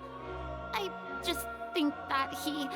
Well, But what Lady Farina said just now makes perfect sense. A kidnapping and murder carried out under the cover of a magic show.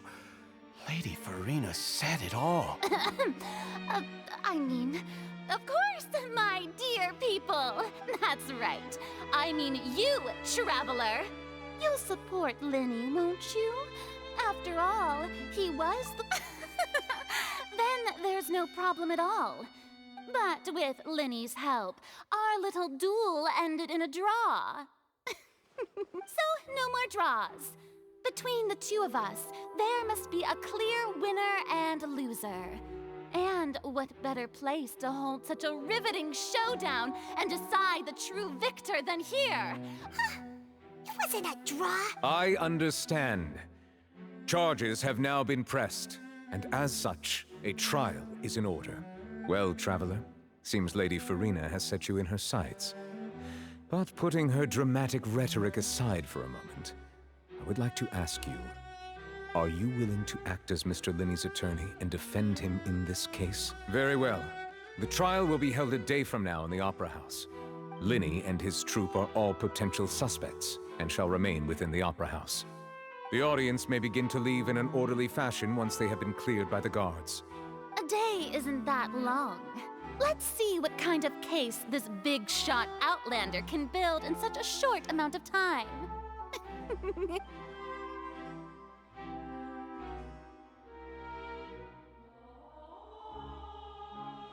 Lenny!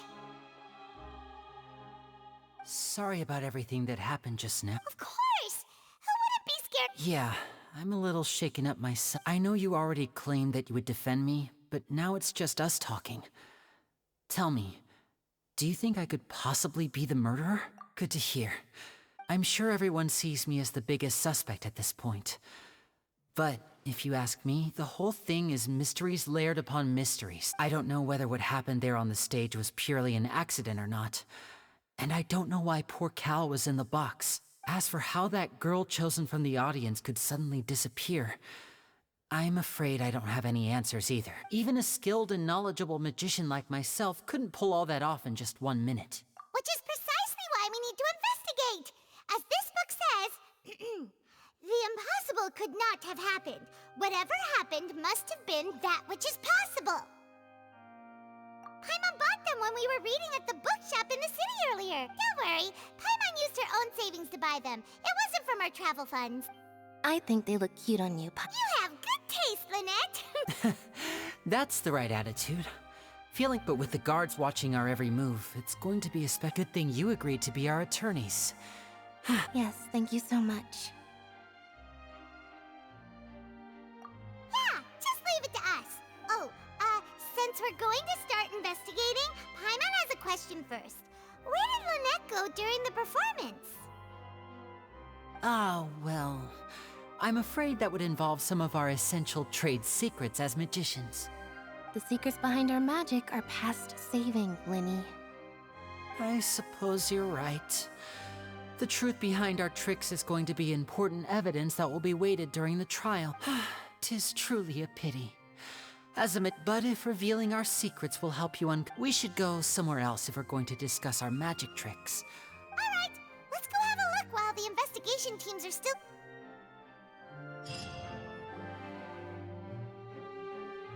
Hello, officer. How's the investigation going? I see. You must be the Huh? What do you... Come with me and you'll see. The deceased is one of Linny's assistants, named Cal. Even though he hadn't joined the troupe long, he was hardworking and everyone generally liked him. The assistants are usually in charge of setting up and inspecting the props, as well as assisting with the show and keeping the crowd engaged. As you probably saw when you were in the audience, the water tank suddenly fell and smashed the box with Cowl inside it. This is the real mystery. We've already searched the scene and were unable to find any traces of the girl. However, if you look carefully, the box was positioned directly under the water tank. The ropes holding the tank were then burned by the pyrotechnics on stage, causing them to snap. All these factors lining up so perfectly makes it hard to see this as a mere accident.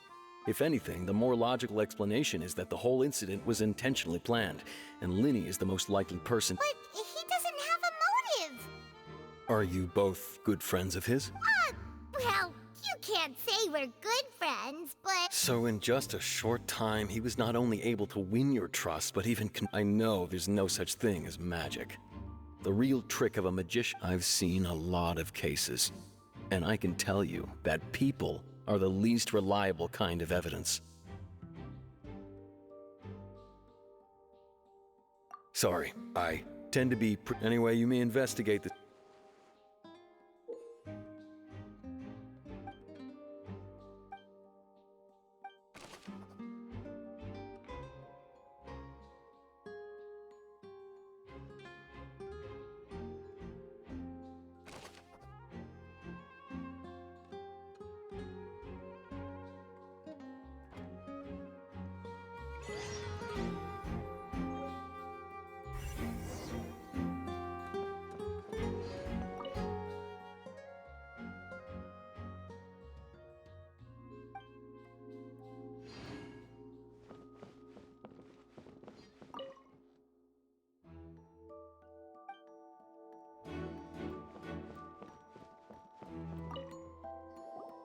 So this is the rope that broke and caused the water tank to fall. The rope looks pretty durable. How can it be burned through so quickly by fireworks? Why are you suddenly so serious, Traveler?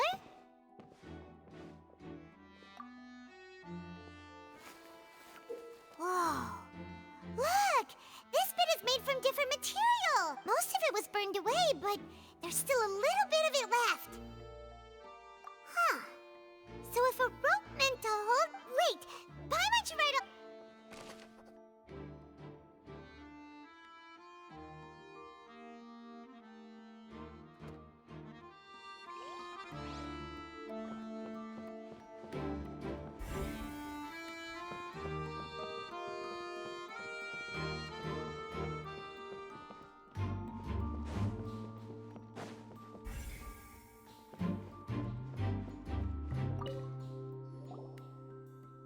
The investigation team has some new findings.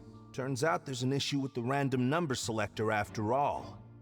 See, I told you. What if the machine picked some big guy's seat? You think the murderer would have still made his move then? Sorry to interrupt, but we're helping Linny and Lynette with their side of the investigation. What were you saying about the number selector? There's something wrong with it? You're trying to help them? That'll be a tall order. Linny used the machine to pick a random member of the audience during his performance, right? The lucky girl that later disappeared. Well, we thought there might be a serious problem with the machine, so we had it taken away for further inspection. It turns out that the seat number it picked wasn't random at all. The machine picks that same number every time. I'm sure you already know that you have to make a reservation in advance to get a seat, regardless of whether it's a trial or some performance. In other words, Linny knew who would be sitting where from the very beginning. That much checks out. Linny reserved our seats for us too. Bet you see why I was saying it'd be tough to make a case for Linny.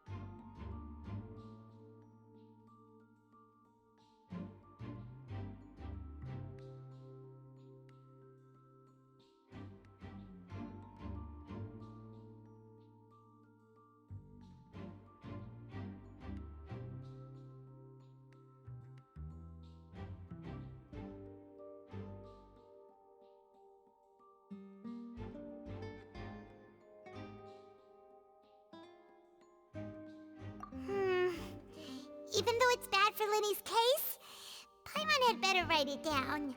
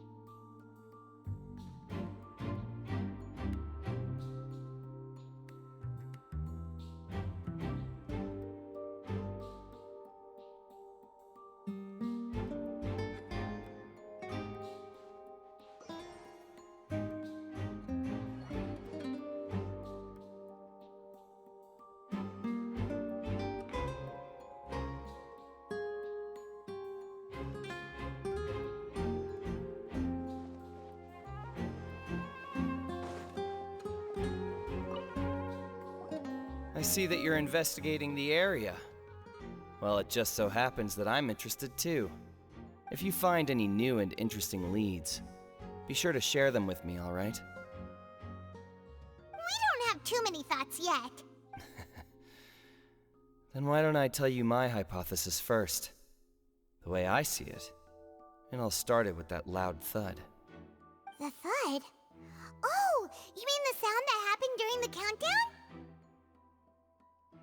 Yes, exactly. It wasn't terribly loud, but I suspect that most people heard it. It's just that everyone was awaiting the results of Lenny's trick with bated breath, so no one paid it much mind. But now that the incident has happened, the thud has become an important clue. I'm of the opinion that when the pirate... Wait. Perhaps the balance wasn't right, leading to a particularly rough landing. Oh, that's true. That does...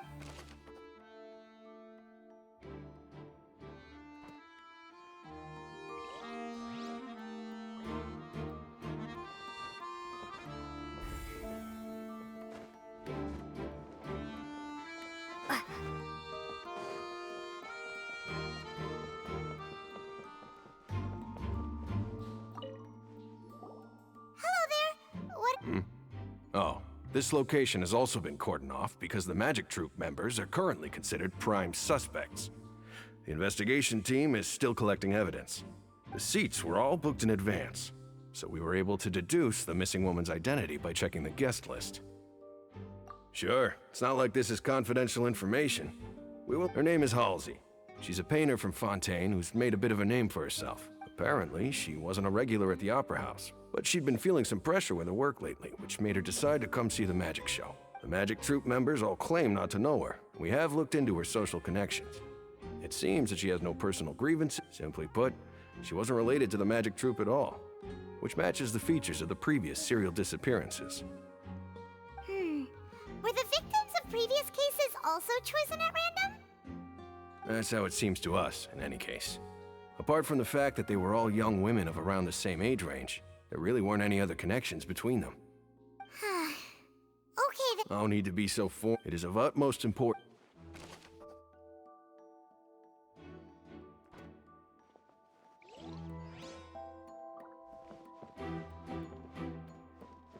Whoever the murderer was, why would it be? Gosh. No, this rope was obviously tampered with. People needed to register and reserve a seat for the show. That, combined with this number selector, could allow you to pick a young lady instead of some old fogey.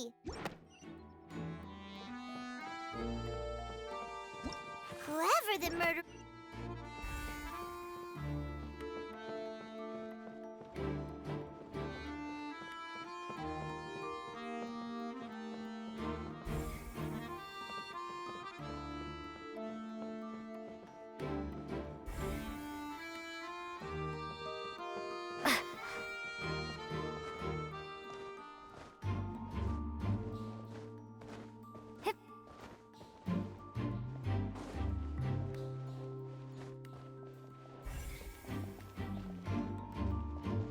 Lenny's still talking to the guards.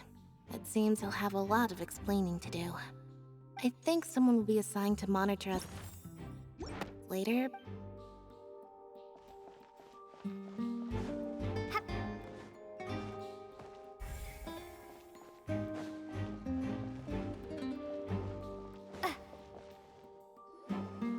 Hey, you!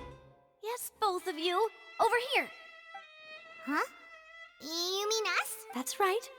If I'm not mistaken, you're also among those who wish to cut down the thorns and pursue the truth. Well, you're right on the more about that one, but who are you? Have you never heard of the Spina di Rosula? From mediating disputes and providing protection to solving conundrums, you name it, Spina di Rosula does it. And I, Navia, have the honor of being its renowned president. Though those who play by our rules call me boss. I'm Silver, her attendant. Pleased to meet you. And I'm Melus. Demoiselle's various daily needs and affairs are under my purview. Huh? Boss? Demoiselle?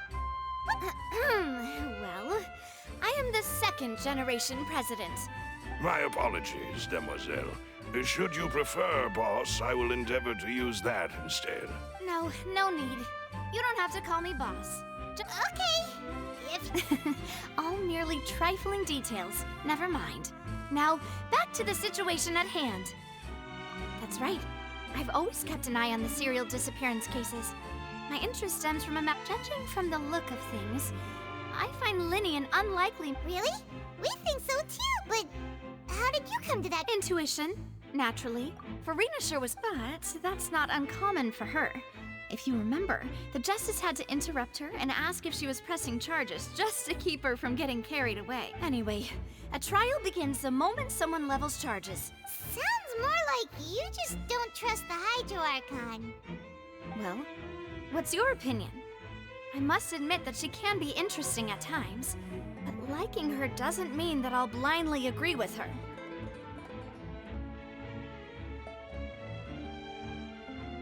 All right. Wait a minute. Well, I say it does. In your opinion, do you think it's right to treat a trial like it's... well? And why would that be?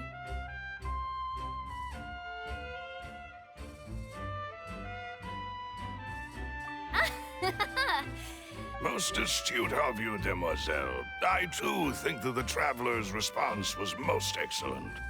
No matter how wonderful the script or how fervent the audience's expectations may be, the trials that go on stage here must be based in fact. And if that can be done, boss, then... All right, that's quite enough, Melus. Anyway, I like your answer. You passed with flying colors. Now, I need to make some preparations, following which our joint investigation shall commence. You two shall be my assistants. Wait! Since when did we become assistants? Oh, well, I can be the assistant, sure. Or your companion, if you like. I'm really not that fussy. That's more like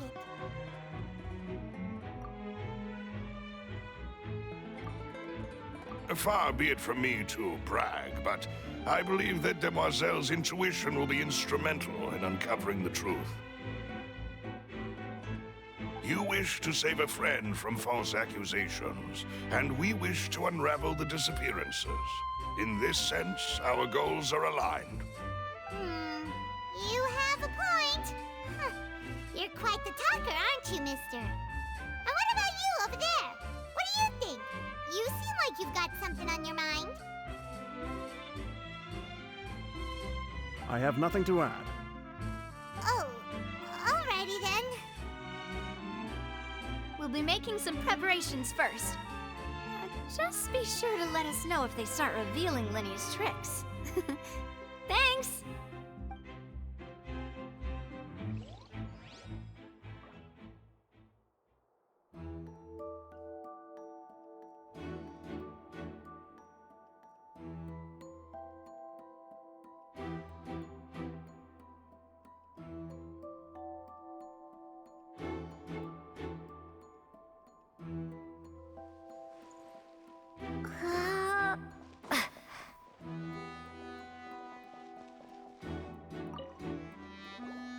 Sorry, but no one...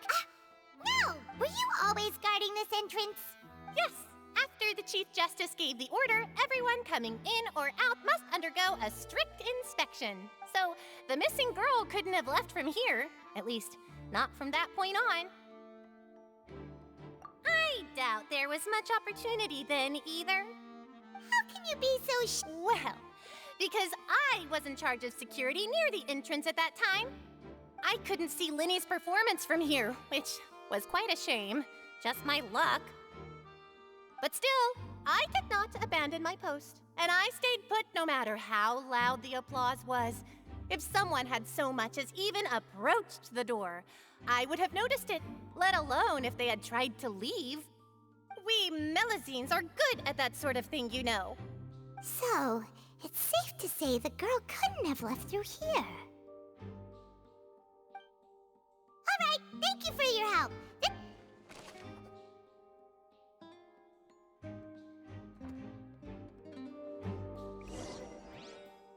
We've checked everything of note here at the performance venue.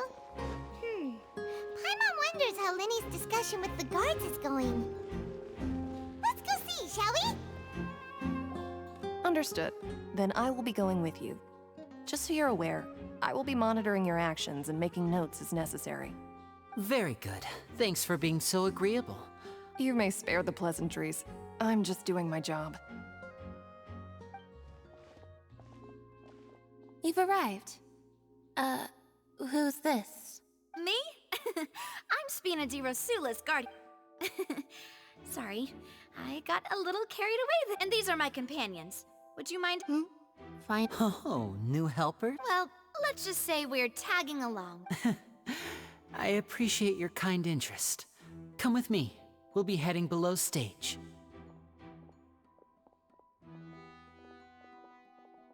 Huh? Below stage? Yes, a world of secrets is hidden beneath this magic box, prepared specifically for this switcheroo trick. But before I reveal everything, you should have a look first. Notice anything strange here?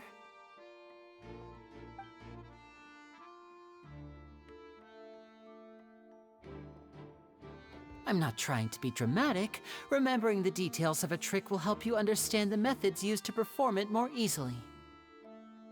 Huh. Weren't there balloons and other decorations here?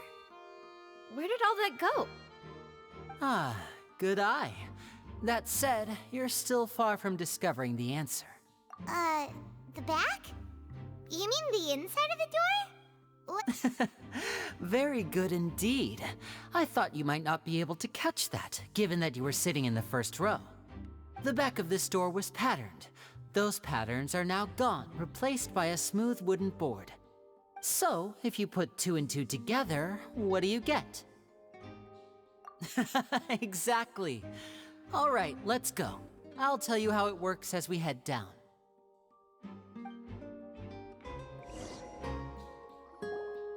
Oh, so there was a passageway under the magic box! I knew you'd figure out most of it as soon as you saw this place. The 2 magic boxes are positioned right above the 2 entrances of the tunnel. See this flatbed trolley? The box with the lucky audience member in it would be shuttled over to the other side using the trolley. This trolley can raise and lower and even rotate, ensuring that the box will face in the right direction. I see. So that... Precisely. The inner box would descend after the audience member was put inside and be moved along the trolley, all while the outer box would remain on stage as if nothing had ever changed. So that's how you did it! Once the box was lowered, the trolley would store some energy through this device here, with which it would complete the rest of the steps. The audience member would only be able to feel some slight movements in the dark, and by the time she walked out, she would already be back on stage. Right! You were talking that whole time, and you even came out for a moment near the end! Ah, yes. A phonograph operated by Lynette was used to achieve that effect. My assistant and I had already scripted our conversation beforehand. When the countdown began, I had already gone to the opposite box via a tunnel using that ladder. And what about Lynette? I was in the mezzanine space in the back of the box. Oh, That's how we were able to coordinate Linny's lines with the assistant. And, by the way, I was the one who walked out of the box at the end. I mean, we are twins. All it takes is a change of clothes and no one can tell who's who. And that's my favorite part of this trick. Only Lynette and I can perform it. So that's how it all worked! Wow! Lynette would briefly walk out of the box and then go back in, jumping into the tunnel and escaping before the box on the trolley could finish ascending. And then I walk out of the other box in the audience area, and the trick would be complete. The operative word here being would. But as you saw, Cal was in the box, not our audience member. She, on the other hand, mysteriously vanished.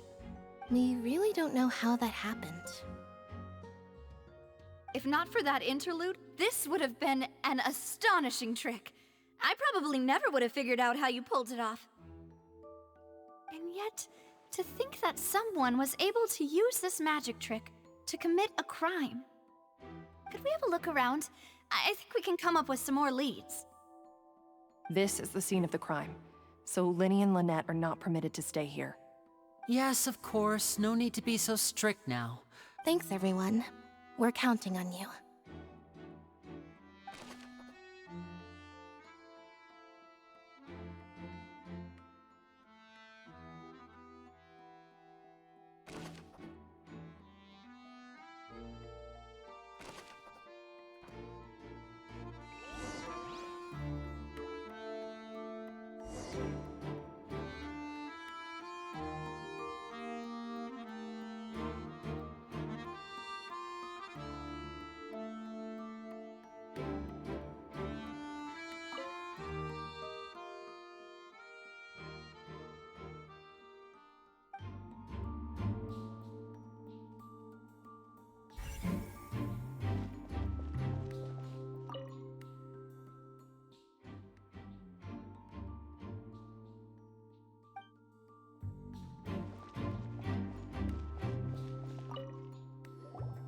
The floor is wet. Please be careful not to slip. Speaking of which, why would there be water here? Oh, Paimon knows! It's one of those tricks. And here's a broken vase. That can't be.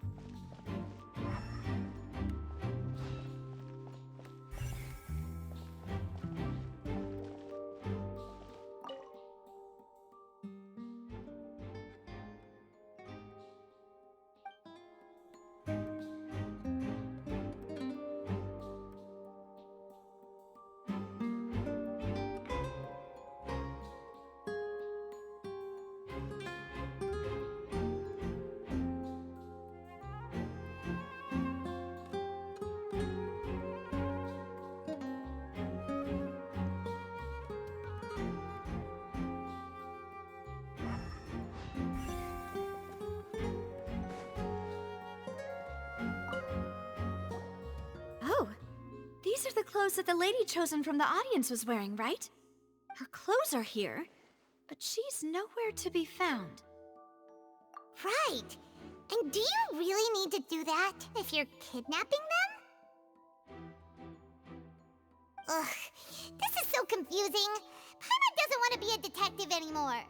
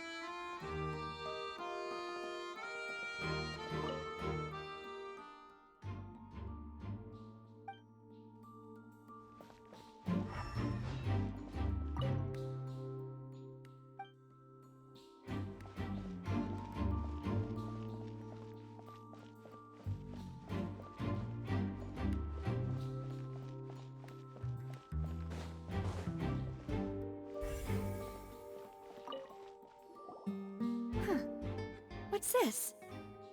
Looks like a hook tied to the end of a rope. Huh? There's all kinds of odds and ends here. Perhaps it was a prop for a different trick. But why would it have been left here? Whatever it is, let's make a note of it first.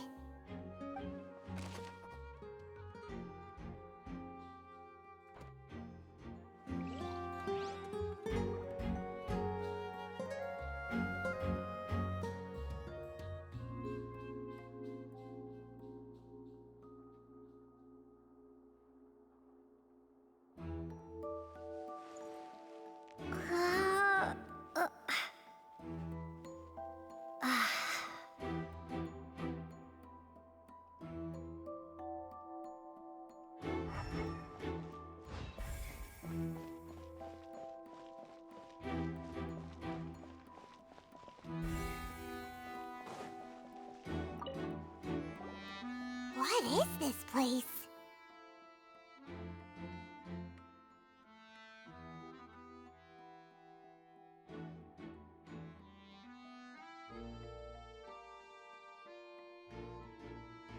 It seems someone could fit through. Alone, perhaps. But if they had to pull another person with them, the space would be too narrow. But there are no other ways in or out of here.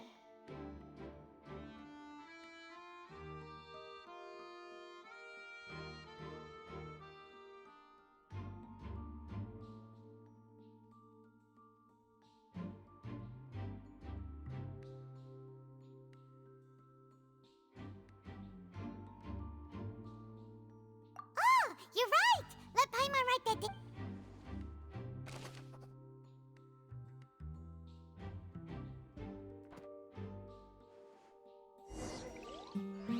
Seems we're just about done investigating down here. Yes, let's head back up.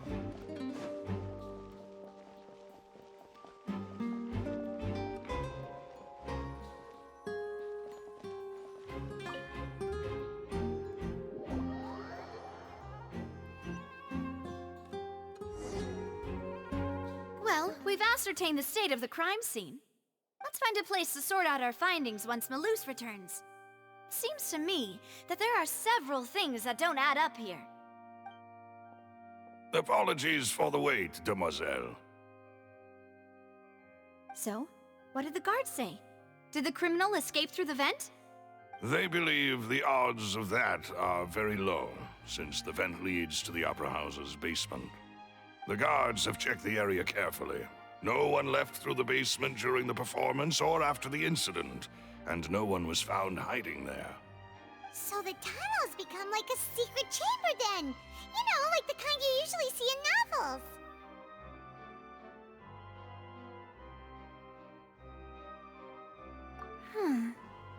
The plot thickens. Halsey's disappearance and Cowell's death are both quite inexplicable. No wonder Farina was so confident in her accusation. All the current evidence points toward Linny and Lynette.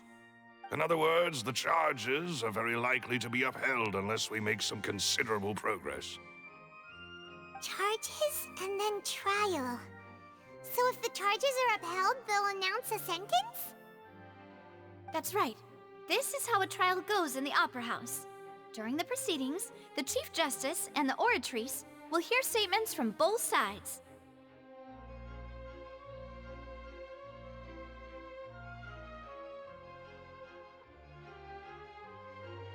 That's right. This is how indemnitium is produced.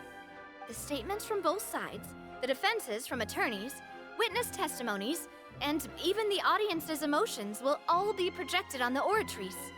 To put it simply, it's as if the Oratrice has its own will, and is a judge in its own right. This also precludes any kind of favoritism on the part of the Chief Justice. Not that this has ever happened anyway.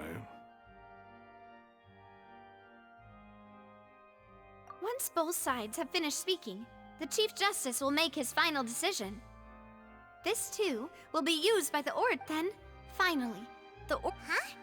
So that machine is the... In practice, there is very little difference. Huh? Why? Because we've chosen to act as the twins' proxies. That makes us... They're concerned that we might be colluding with outside parties, or that we might find outside help to disrupt the case. And even if that were not so, it could prove problematic if we happen to spread key information about the case ahead of time. I'm ready to break out at any time. Whoa, whoa! Of course. I just hope you don't mind the lack of options. In that case, let's just sort out our findings together here. I mean, what better way to properly think through our findings than over some tea and sweets? Huh. Breaking out, so just kidding! Just kidding! Hmm? What do you mean, no snacks? Of course we'll have snacks. If we cannot buy some, then we'll simply make some. Huh? Understood, Demoiselle. Everyone, please come with me.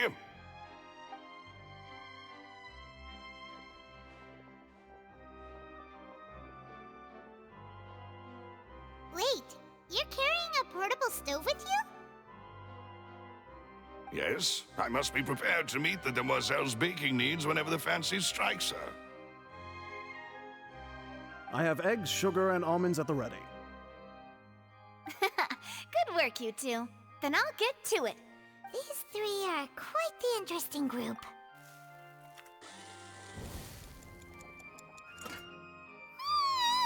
And Paimon thought it smelled good while it was still in the oven! Oh, it's even better now. Paimon can't stop drooling.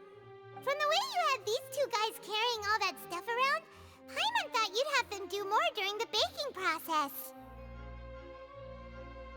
But you ended up doing the entire thing by yourself! Beating the egg whites, grinding almonds, everything! I was applauding.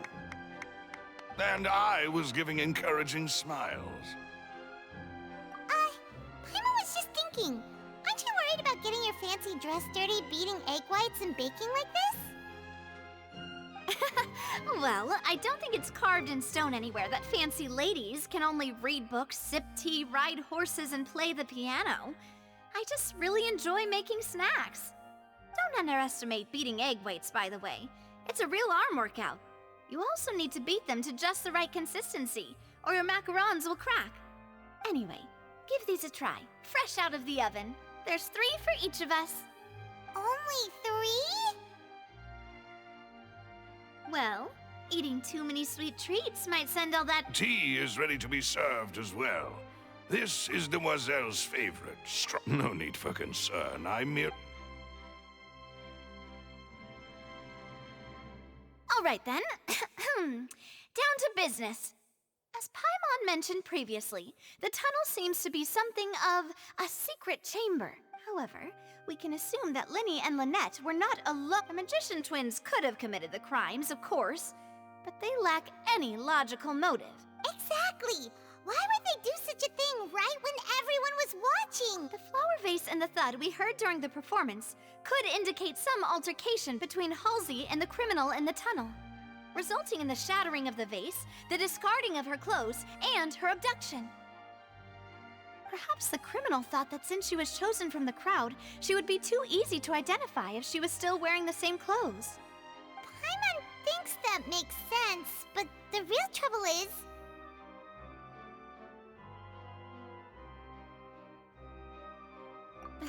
True. None of the clues we found thus far support the existence of this third person. But the only people left to consider are both technically victims, whether it's the missing girl, Halsey, or poor Cowl. Huh. Could Halsey have secretly made... That's right. And even if she had tampered with the setup, she would need to understand the entire trick to pull it off. Nor does she have any motive. The guard said that she has never had any dealings with the Magic Troop's members.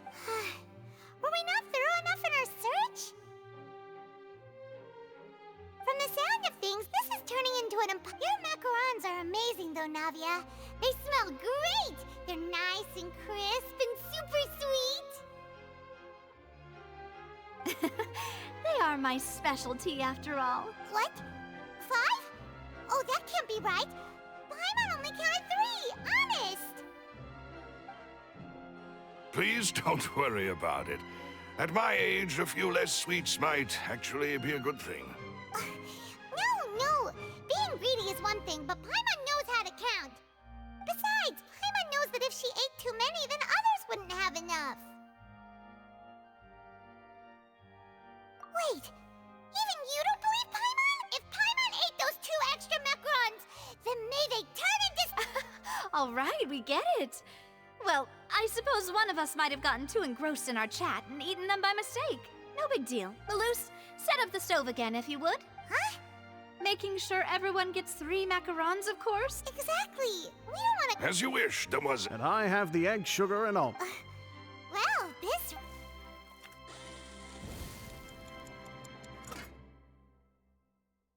Well, that's it for snack time.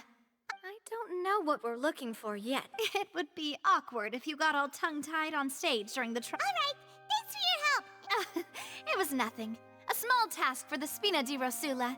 Silver, Maloose, it's time to go. I'll be back if I find anything new.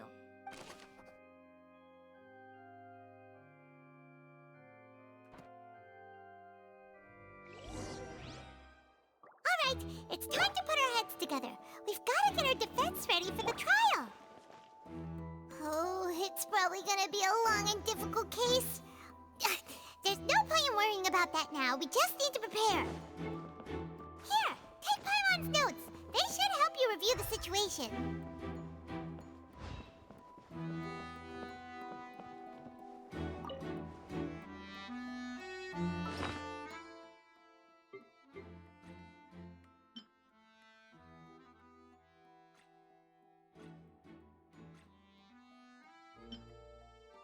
Whoever the murderer was, they must have made preparations well beforehand.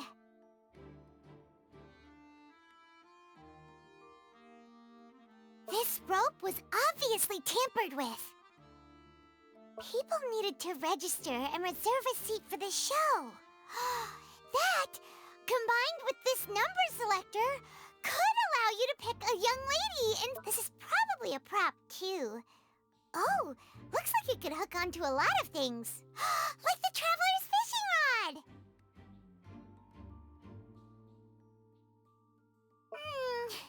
This flower vase is probably a prop for the show. But it also could have been used in the crime. Paimon doesn't get this at all. You think about it for a bit, Traveler. Why would it be him? How strange. Gosh, no wonder the serial disappearances never got solved. We all heard that noise, didn't we? The performance would not have been visible from where the doors were guarded. If Paimon were on duty, she would have snuck back into the audience seating. Well, there was no chance Paimon could have seen that the box had 2 layers. And that's why only the 2 of them can perform this trick. There was no third person. And Paimon didn't eat more than 3 macarons either. Digging a tunnel just for a magic trick? Whew, that must have been a lot of work. That size wouldn't have been a problem for Paimon.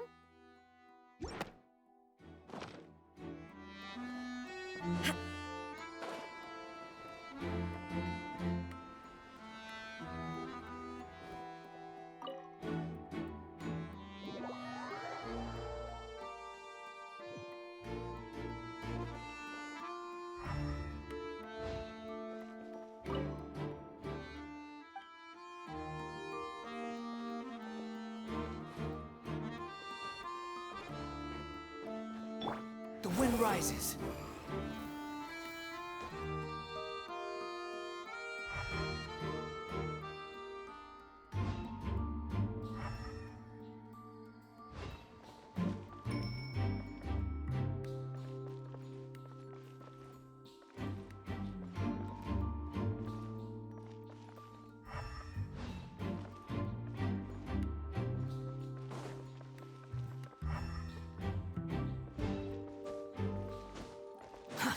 Too slow.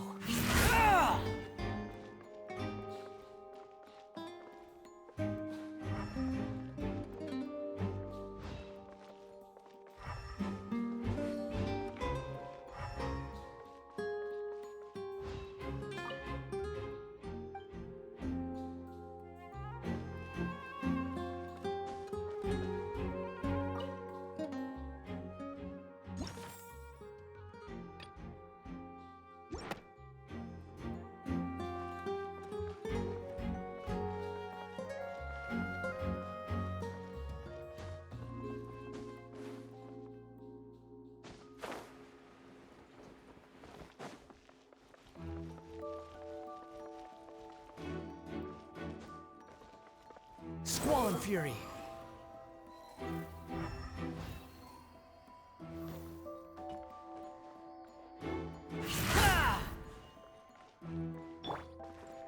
One with nature.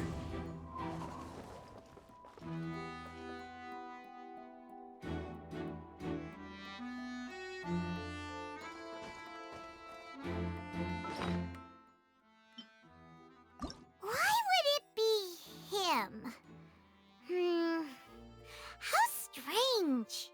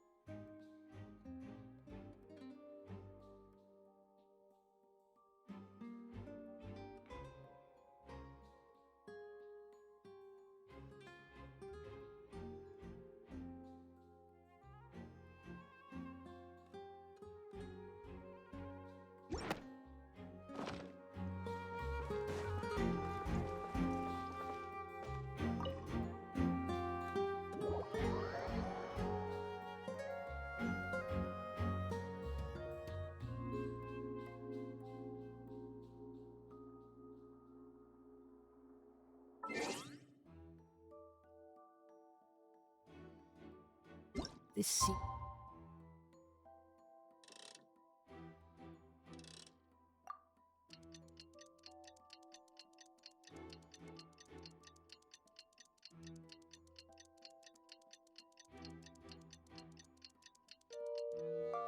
is wonderful.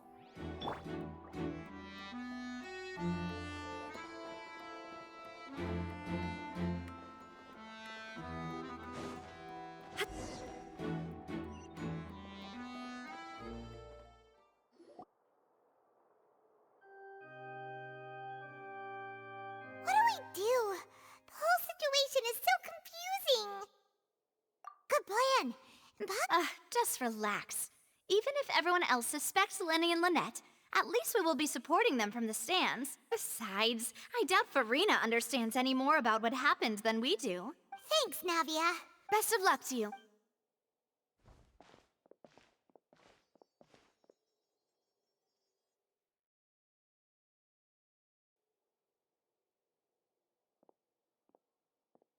Ah, finally, you're back. Well, how did your investigation go? To be honest, you might be disappointed. No, we're... Well now, don't you all look disappointed. Don't tell me that your investigation came up empty-handed. That was to be expected, of course. But don't let that stop you. I shall be terribly disappointed. Since both parties are present, I declare that the trial regarding the magic show incident is now in session. Firstly, in order for the audience to understand the causes and results of the incident, could we please have Mr. Linney explain the trick? Yes, of course. I will explain while Lynette demonstrates on stage.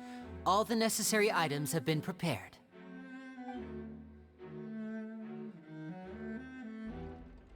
Thank you, Mr. Linney.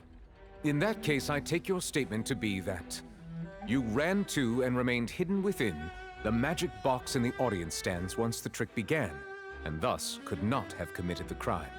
Is this correct? Yes, that's correct, Your Honor. In that case, I call upon the prosecution. Lady Farina, do you wish to refute his statement in any way? Why, of course I do. Allow me to take the first shot and break this case wide open. Mr. Linney is clearly lying. There is no way you could have been in the box the whole time if you were to abduct Halsey and murder Cowell. In fact, I'd say you were hardly in that tunnel at all. That is simply your hypothesis based on the presumption that I'm guilty. Oh, is that so? And if I may ask, what did you hear while you were inside your box? The roaring countdown of the crowd, of course. That's how I kept track of the time and built anticipation for the finale. And you didn't hear anything else? No, nothing. I see. But when the count reached 30 seconds or so, there was a thud. Once... Huh? Hey, hang on. Something's not right here. Yeah, I'm sure he could have heard it. I was right by the box and I definitely heard the thud. Look at those scales. Could those mean... Well then, ladies and gentlemen, allow me to use the words of the magician himself. You never know what can happen in the blink of an eye. Indeed, it's of course, I have armed myself to do far more than smash your alibi. Confidence cannot go unfounded, and my foundations are rock solid. Tell me, aren't you and Lynette actually from the House of the Hearth? The House of the Hearth?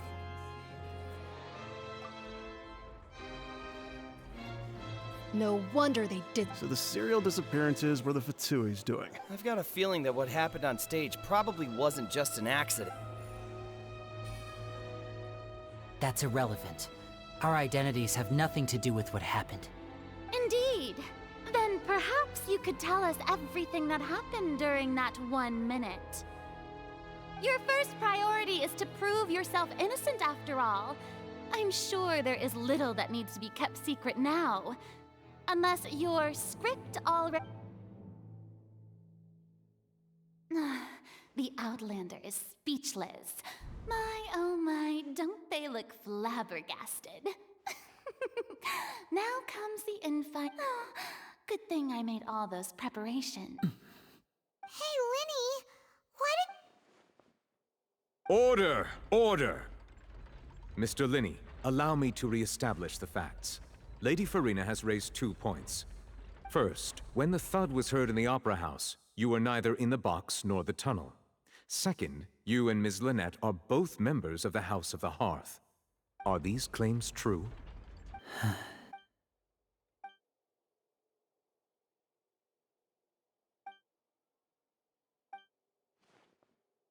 Please answer my question. I'm sorry.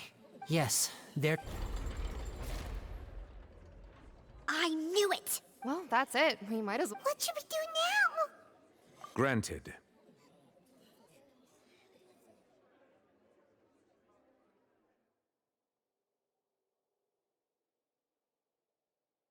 In that case, what is your request? Is that really necessary? The defendant deceived their own... Order! Your request is reasonable, and we shall adjourn. So you would, in that case, my dear audience, let's allow...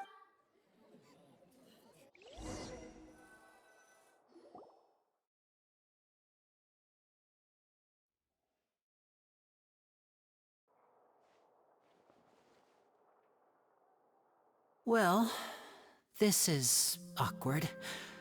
I didn't think the Hydro Archon would dig all that up. I'm sorry. Yeah. Paimon just knew it. We based our entire reasoning on this, not to set the wrong tone or anything. But Paimon's really mad. I'm very sorry. I know you've clashed with the Fatui several times before. I wouldn't be surprised if just hearing the word is enough to make... But our organization is very, very large, and the Harbingers have very different personalities and goals. Right now, we want to save people. As many as we can. That's right. I'm sure we're on the same page when it comes to this nation and the disaster that its people might face. I knew if it weren't for our respective identities, we could become good friends. That's why I didn't wish to flat out lie to you. But the truth is very important, but being completely transparent about everything would seem... Right. So, you be the judge. You met a Fatus who works as a magician, a trickster by trade. All by coincidence, too. But still, I'm asking you to Sorry. Please. Well, you both say that, but...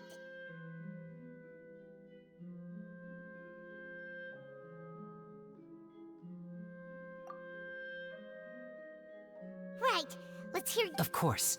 I'll answer any We've been trying to find out how the Oratrice operates. We want to know why it has a consciousness. Why can it deliver sentences accurately? During our investigations, we learned that the machine's core is beneath it. From that moment on, Lynette and I have been designing this box swap trick, with the objective of getting close to the core. Is that why you needed a whole... That's right. In truth, the audience would take about 75 seconds to count down from 60, while I would only need 15 to get to the opposite box. So, after jumping into the tunnel, I accessed the Opera House basement via the vent. That air vent was created during the construction of the tunnel specifically to execute this step. Well, nothing. As soon as I reached that room and was about to investigate, I heard someone's voice.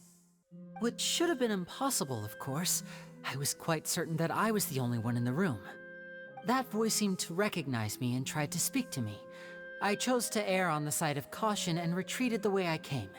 On the way back, I saw the broken vase and the clothes on the ground, but the countdown was almost finished, so there wasn't time to give it any thought. After that, the hum... Well, that explains why you didn't hear the thud.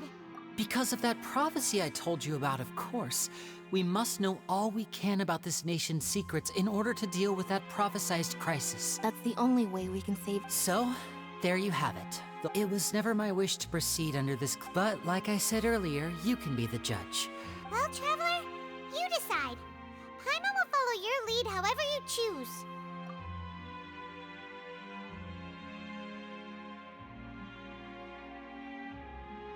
Okay.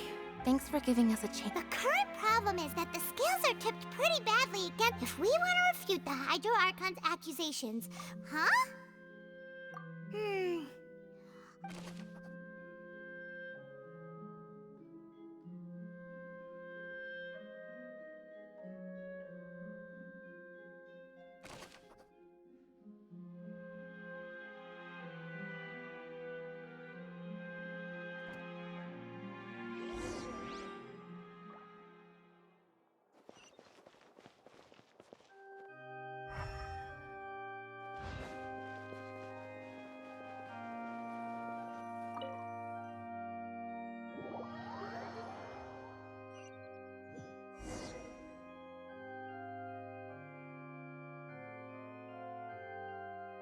Both parties have returned to their positions.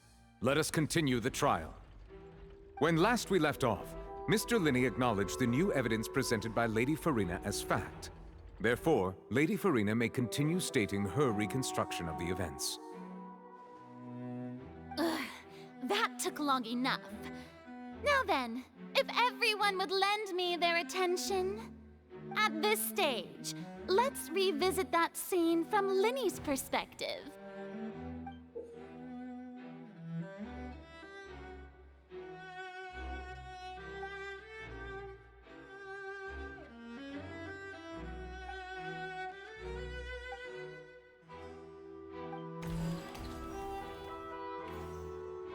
As the countdown began, he entered the tunnel.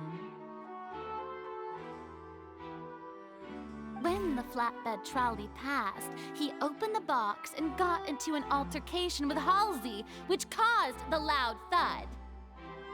He did not realize that this sound could be heard by everyone in the opera house, which is why he claimed earlier that he could not hear the sound. Finally, he used the vase to knock her out, before making her change clothes to prevent others from recognizing her. At this time, Cowell arrived in the tunnel, having heard that strange noise, and caught Linney red-handed.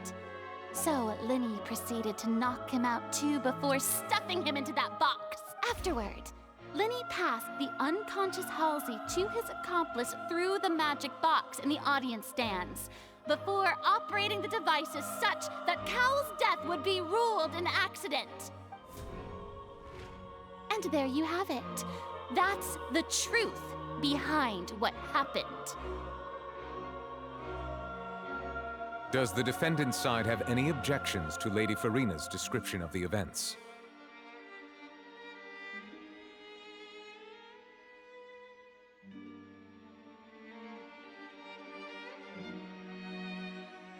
The key to refuting Lady Farina is the order of events. what Looney experienced and what he saw.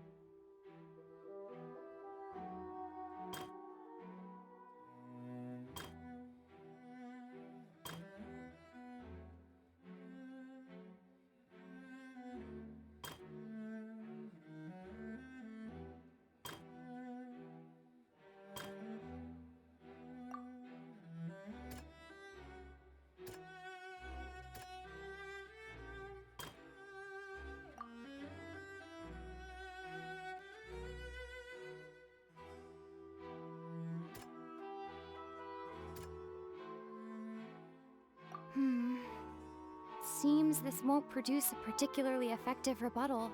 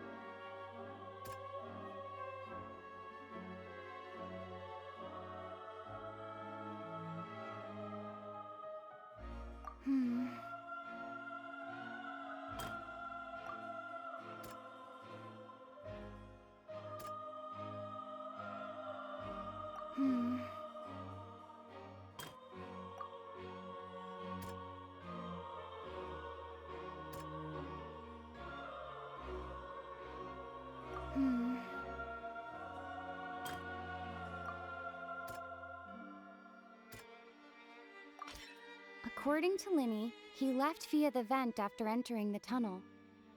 He couldn't have had that altercation with Halsey.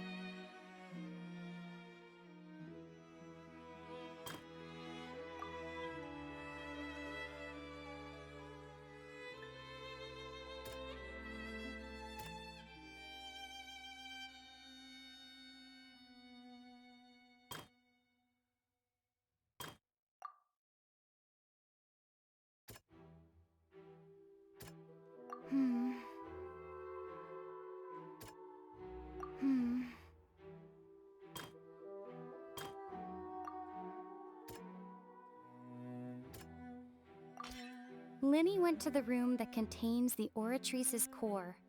This is the act.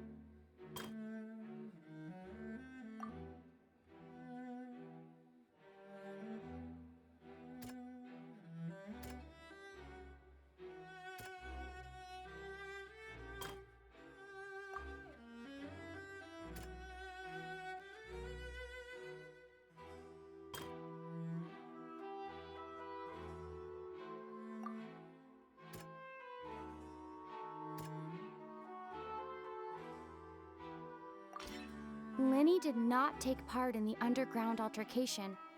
He only... Attention! Ace Detective Paimon has something to say!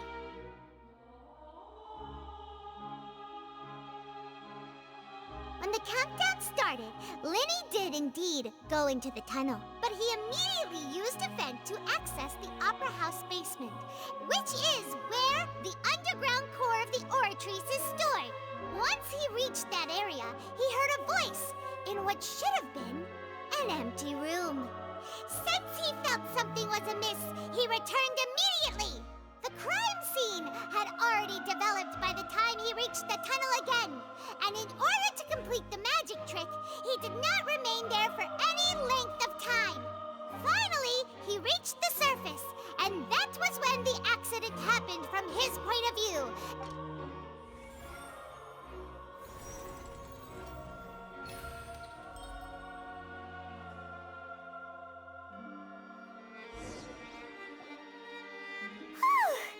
Paimon did it! Paimon... In other words, you believe that he knew nothing of the incident? That's right! My reasoning?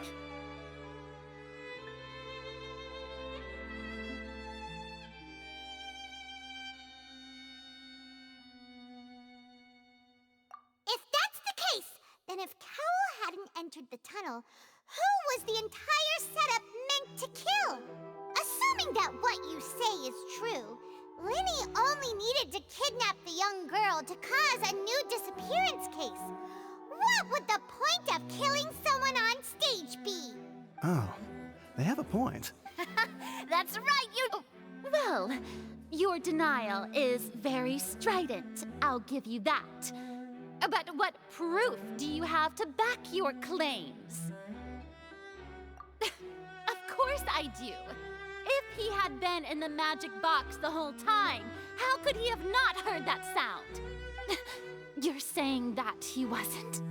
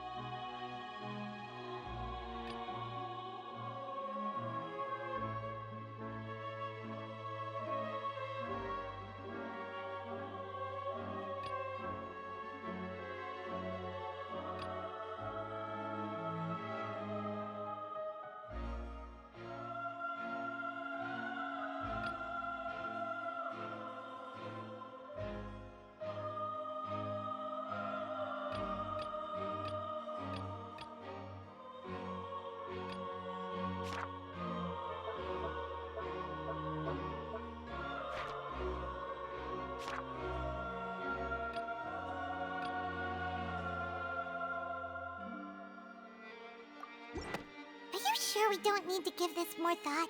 Paimon thinks That's right! Lenny wasn't in the box or in the time. This means that when the crime happened, the same clue you used to disprove his alibi has... Well, to think you'd use such logic. Well then, if it wasn't Lenny who committed the crimes, then who was it?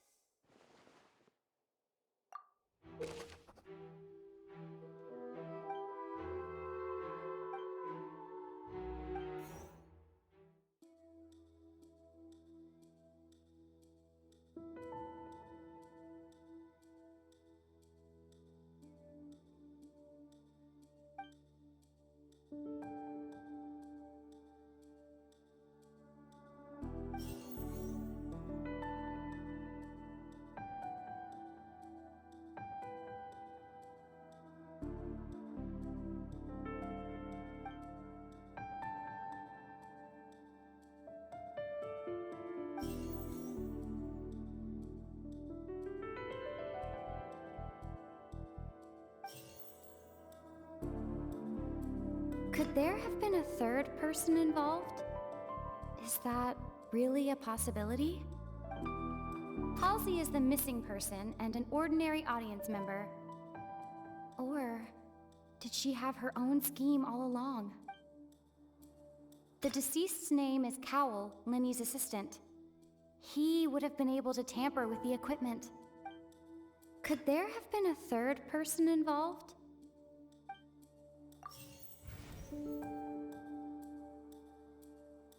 The deceased's name is Cowell.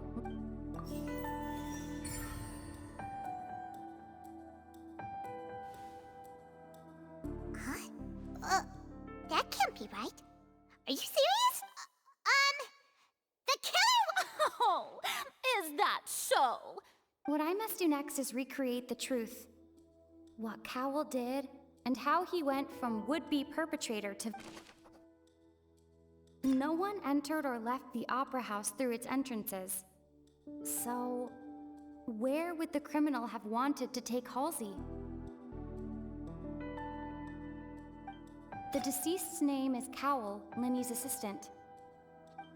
The sound we heard may have come from a clash between the missing Halsey and the criminal. Lenny was not in the tunnel at that moment, which gave our criminal ample time. It would have been tough for both people to fit into that vent. They would likely have bumped into Lenny as well. No one entered or left the opera house through its entrances. So, where would the criminal have wanted to take Halsey? The deceased's name is Cowell, Lenny's assistant. He would have been able to tamper with the equipment.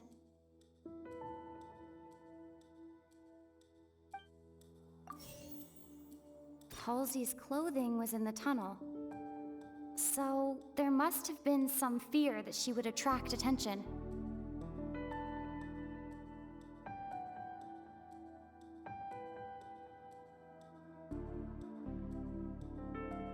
The sound we heard may have come from a clash between the missing Halsey and the criminal. Lenny was not in the tunnel at that moment.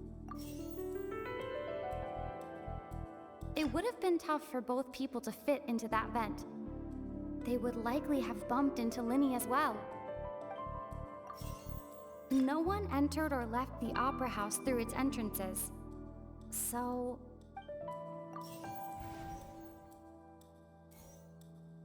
No one entered or left the opera...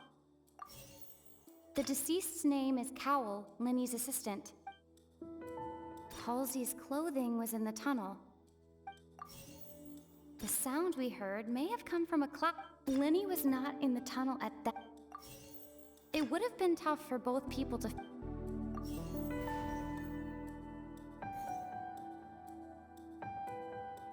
The sound we heard may have come from a clash between the missing Halsey... Lenny was not in the tunnel at that... It would have been tough for both people to fit into that vent. They would likely have bumped into Lenny as well.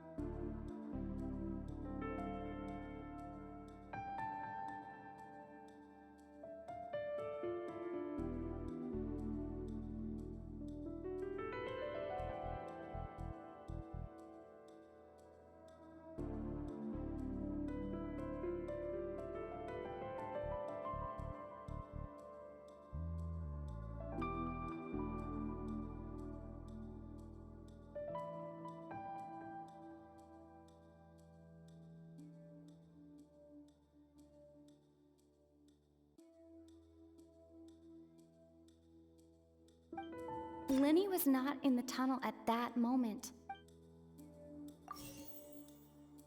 The deceased's name is Cowell, Lenny's assistant. No one entered or left the opera house. The sound we heard may have come from a clash between the... Halsey's clothing was in the... The sound we heard may have come from a Halsey's clothing was in the tunnel. The deceased's name is Cowell, Lenny's assistant. No one entered or left the opera house through its... Halsey's clothing was in the tunnel.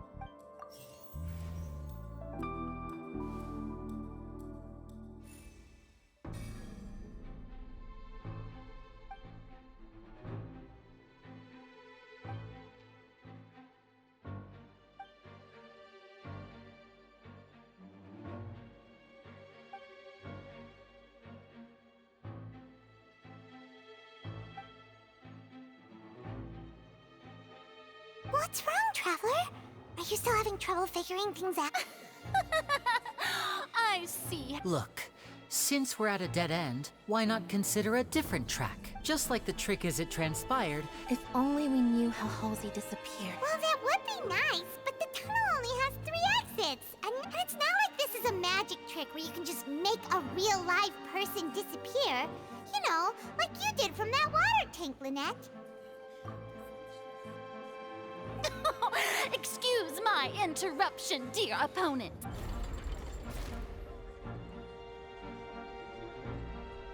If the defense is unable to make further effective arguments, we will move on to the next stage of the trial.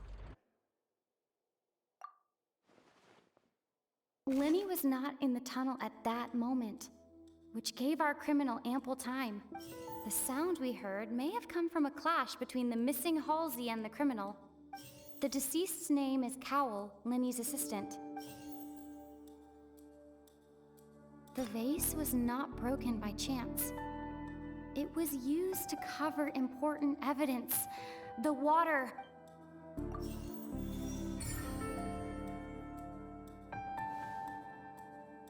Oh, Paimon gets it! It all comes together if Halsey disappeared instead of being kidnapped. Lynette escaped from the water tank, vanishing gradually and leaving only clothes behind. If there's a similar method where a person could be transformed into water... Oh, just a moment, please. I do hope you know how preposterous you sound at the moment. How could a person ever be transformed into water? This is reality we're talking about here, not some magic trick.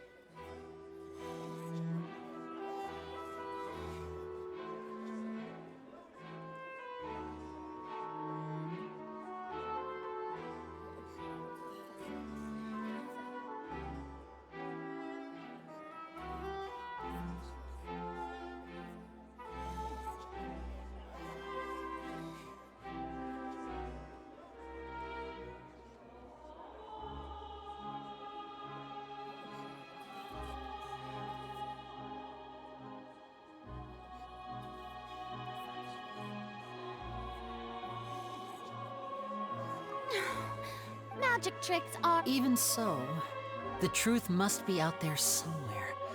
Perhaps some new line of... Since Cal was the deceased, we haven't placed much attention on him. But given that we aren't making much progress with the case, it wouldn't hurt to have a look at his belongings, would it? People really do come up with all sorts of harebrained schemes when at the end of their rope. The way I see it, your suggestion that we broaden the scope of our investigation is nothing but a tactic for stalling the trial. Nevertheless, I believe that this is a reasonable request on the part of an attorney. Since the trial does indeed appear to be at an impasse, I believe that additional evidence may help us make more progress. Guards, please step into the lounge and examine the person. We are still examining the items, but we have already made critical progress that we feel must be shared with everyone post-haste. He discovered several test tubes of fluid within. The notebook in his backpack claims that these fluids are water from the primordial sea. The primordial sea? The note's contents also indicate that Cowell belonged to an organization that sells illegal drugs and that he had an accomplice. The notebook has many entries concerning safe usage of these fluids, in which the keyword dissolve appears many times. One of these tubes was labeled Opera Epiclese, along with yesterday's date. It is empty. The notes also state that these dissolution properties work exclusively on people from Fontaine. It's likely that Halsey was chosen as some sort of test subject.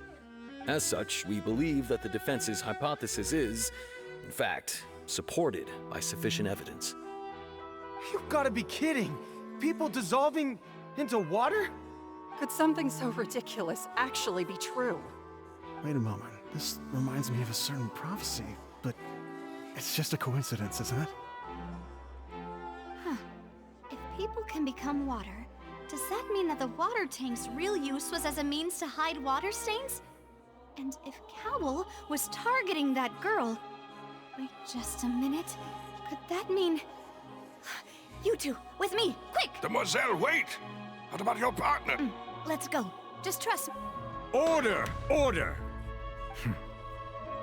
It is undeniable that further examination of the deceased's personal effects has yielded some surprising results.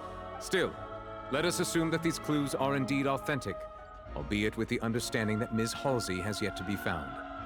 Guards, please continue examining the items along these lines. Mr. Linney, it appears your hypothesis is supported by the evidence, so please continue speaking. Of course. Thank you, Your Honor. If we uphold this hypothesis, I believe that many of this case's seemingly unrelated clues can be connected together. Right! Like the metal hook! That one didn't make sense at all. Let's think about this. Cowell's methods must have something to do with that water from the primordial sea.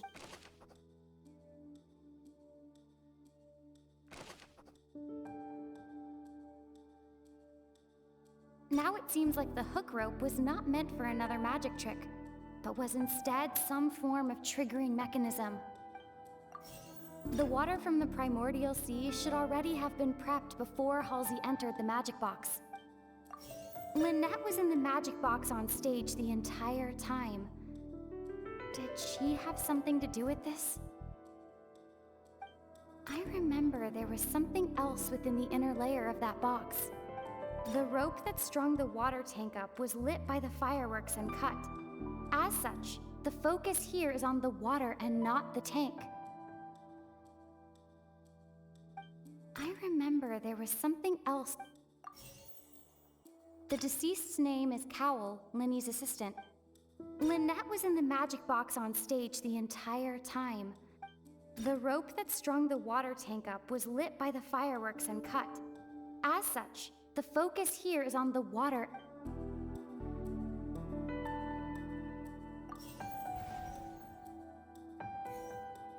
The water from the primordial sea should already have been prepped. Lynette was in the magic box on stage. I remember there was something else. Lynette was in the magic box on stage the entire...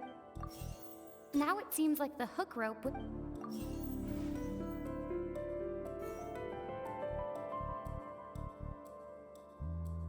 The deceased's name is Cowell, Linny's assistant. Now it seems like the hook rope was not meant for another magic trick, but was instead some form of triggering mechanism. The water from the primordial sea should already have been prepped before... Lynette was in the magic box on stage the entire... I remember there was something else...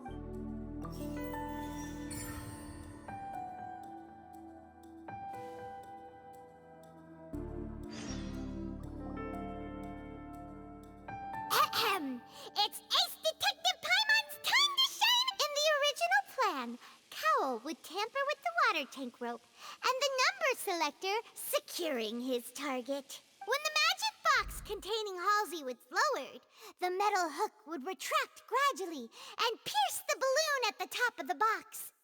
When the balloon attached to the box popped, the water from the primordial seed inside it would pour down and dissolve Halsey. Afterward, Cowl would enter the tunnel and break the flower vase to conceal the water inside the tunnel, with the remaining evidence being covered up by the water tank on stage. But he encountered something unexpected in the tunnel and wound up being fatally hit by the That actually links together a lot of the more... Oh dear, what do I do? Even I think they sound convincing now. Now, it seems like the only point of contention remaining is the exact circumstances that led to Cal's death. His notes mentioned he had an accomplice who could be related to the situation. On that note, the guards have just contacted me indicating that they uncovered new evidence. I shall now invite him on stage to share it with us. Thank you, Your Honor. We were just inspecting the luggage of the other people involved in this case, and we found an identical sample of the water from the primordial sea among Linny's personal effects. What? That can't be. Does this not clear up, my dear citizens? Linny did not need to take part in the dissolution of the young woman at all.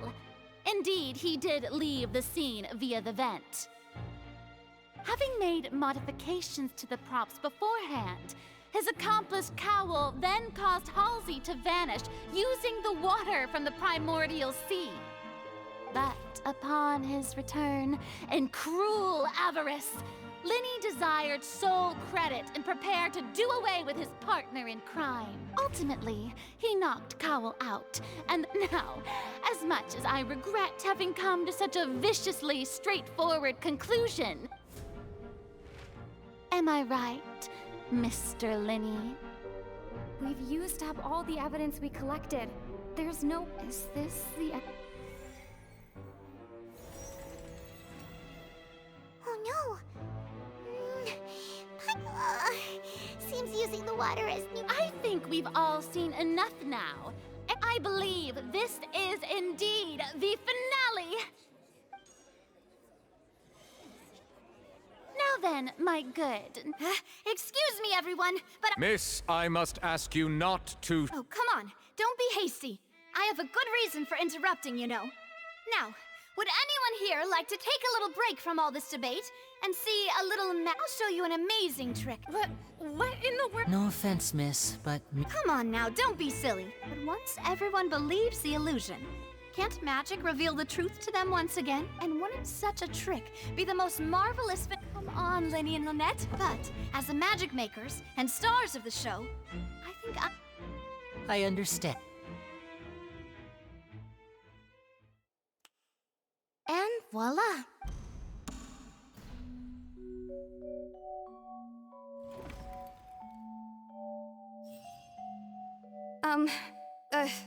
Wait, isn't that Halsey? To be clear, I'm only here because this person told me that if I testified, the merit of doing so would lessen my sentence. I was hiding outside this room listening to the proceedings because I was afraid that I would be the one put on trial. I was just feeling happy that no one had noticed me. And then before I knew it, she caught me. that'll teach you to underestimate us three. Where should I begin? I'm sorry. What? Firstly, my name isn't Halsey.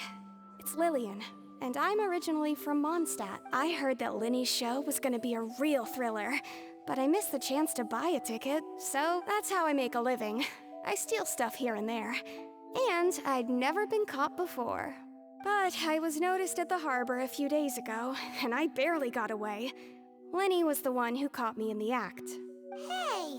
No wonder you look familiar. Liddy even mentioned that you were pretty skilled. Well, and I thought that would have been the end of it, but then the number selector chose me. He even mentioned the Fortress of Meripede. That's a prison, isn't it? So you can imagine how shocked I was. I thought he was onto me for sure. So I played along with the show while looking for an opening to flee, but then I got water poured on me for no reason, and then someone jumped into the tunnel to nab me. I wasn't going to take that lying down, so I knocked him out and stuffed him into the box. There was nowhere to run from there, though, so I had to change my clothes and hide in a box containing performance costumes. I slipped out after the first guard arrived at the scene and continued hiding inside the opera house. Can a person even hide in there? But I swear I didn't know that the water tank would fall down.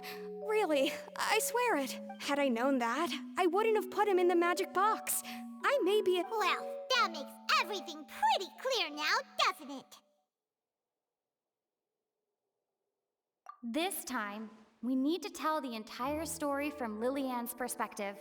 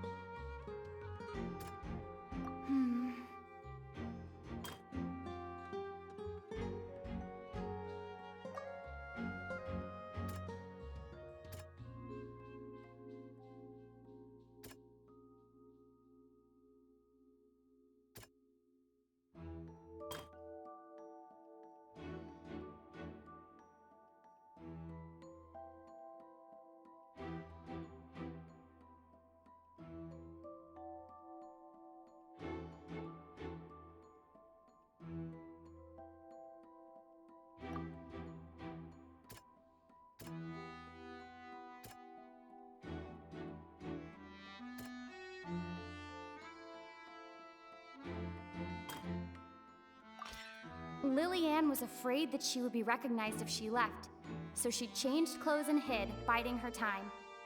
Just what one might expect of an experienced thief.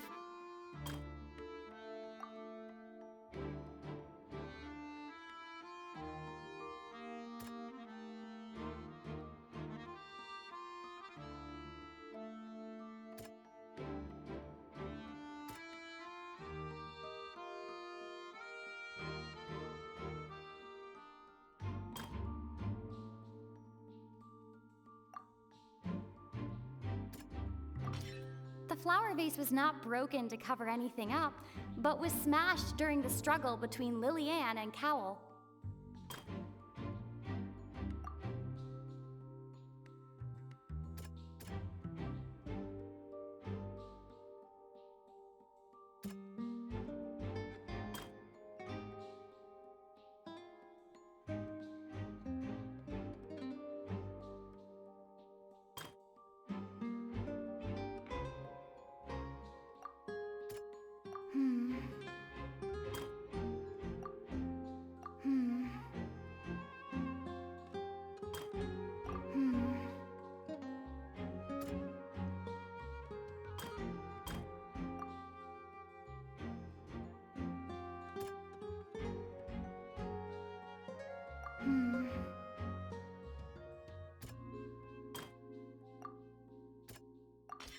The strange sound wasn't from a fight. It was Lily-Ann's attempt to break out when she was frightened. And it's Ace Detective Paimon time! Having been selected out of the blue, Lily-Ann panicked. Her panic only intensified after she entered the tunnel and had water poured on her head. So hearing the commotion, Cowl leapt into the tunnel, only to discover that Lily-Ann had not dissolved.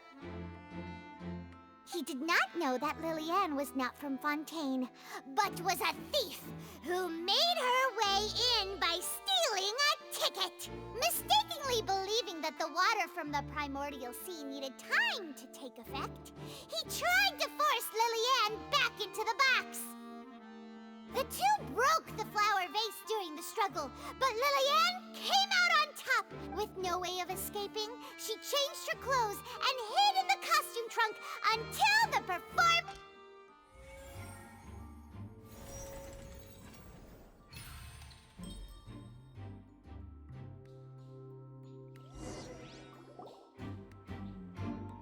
She knew that she would have to go through guard inspection if she tried to leave afterward.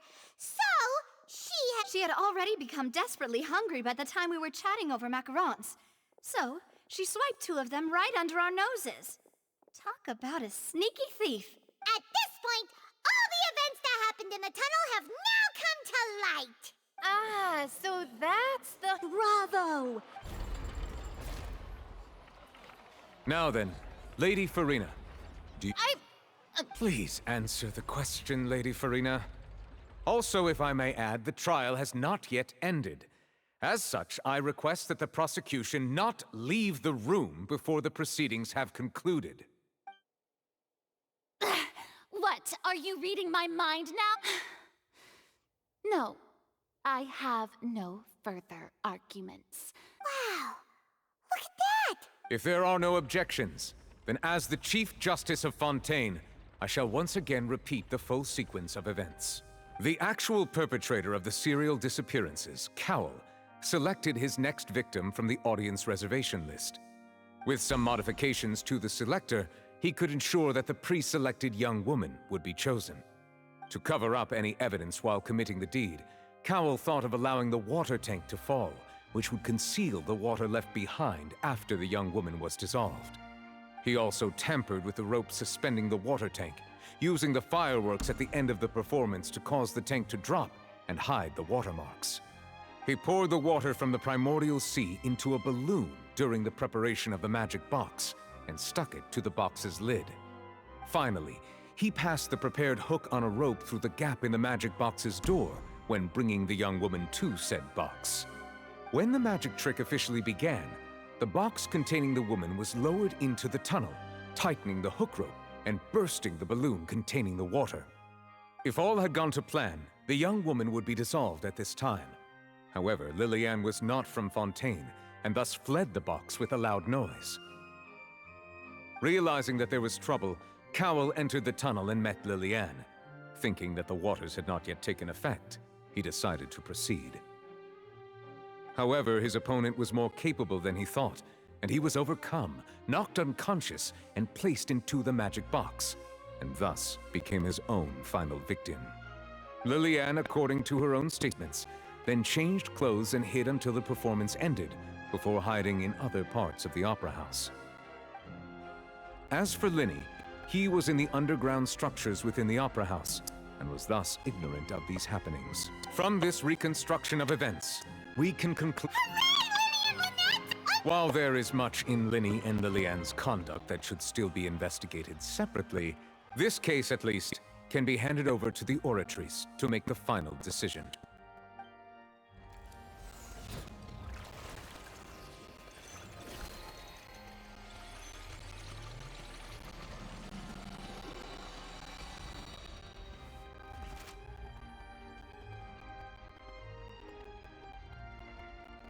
As such, Linny and Lynette are officially declared not guilty.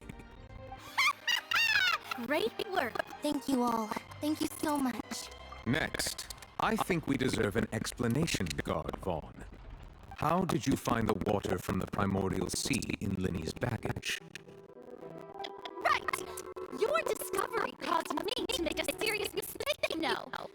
Or was that not a discovery, but false evidence that you dared to bring before this court?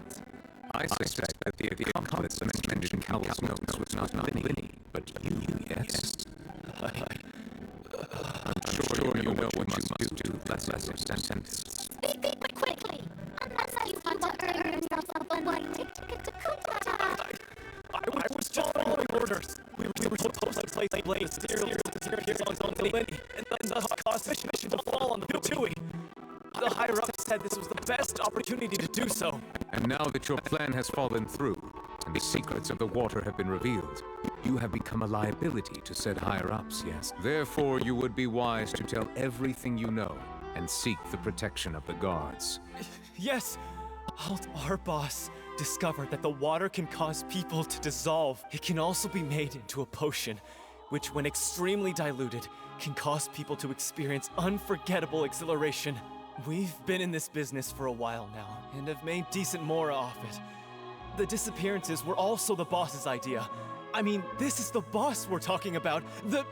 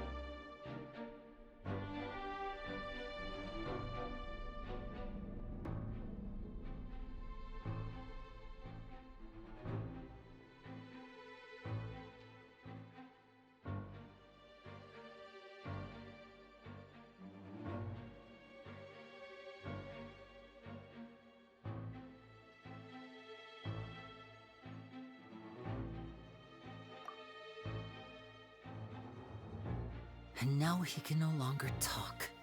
Such ruthlessness. An outrageous act. All present, please submit to inspection immediately.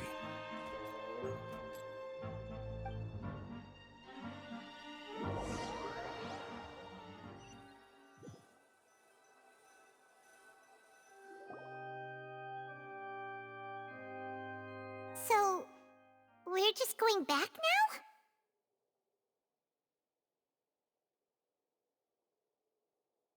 That's... Traveler, Paimon! Please wait. Lenny... I know you may not want to speak to me right now, but still.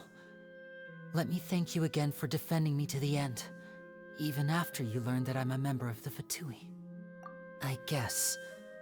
I didn't approach you with any ulterior motives or ill intent. I've spoken to you as myself, just plain Linny.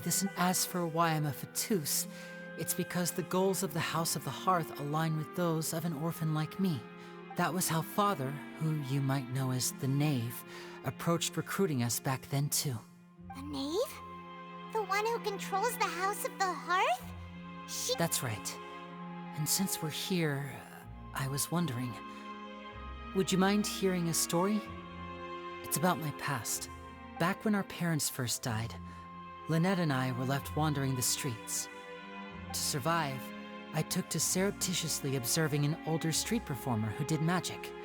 It took me several days to figure out how he pulled off his amazing tricks. I took my sister through several streets until we found a crowded corner, and we began to perform magic tricks there. To my surprise, we proved to be pretty popular, and we could at least stop worrying about where our next meal would come from for a time. But I didn't want my sister to remain a street rat together with me forever. Before long, an aristocrat came to me and claimed that he wished to take us in after watching my performances. So you went from orphans to nobility? That was how we felt at first too. As if fate was on our side and we could say goodbye to those painful days. But I gradually discovered that while we were called foster children, he was really after my talent for magic tricks. He would constantly take me to all sorts of banquets to garner attention, which— That doesn't seem too bad either. It took— After one particular performance at a banquet, I discovered that Lynette was not on the same return vehicle as me. I waited a long time after we returned home, but she did not come back. I went to that noble's bedroom and asked him about her whereabouts. The answer he gave me was, she caught the eye of the most eminent person at the banquet, so I sent her over as a gift. I mean, you'll be— Oh no.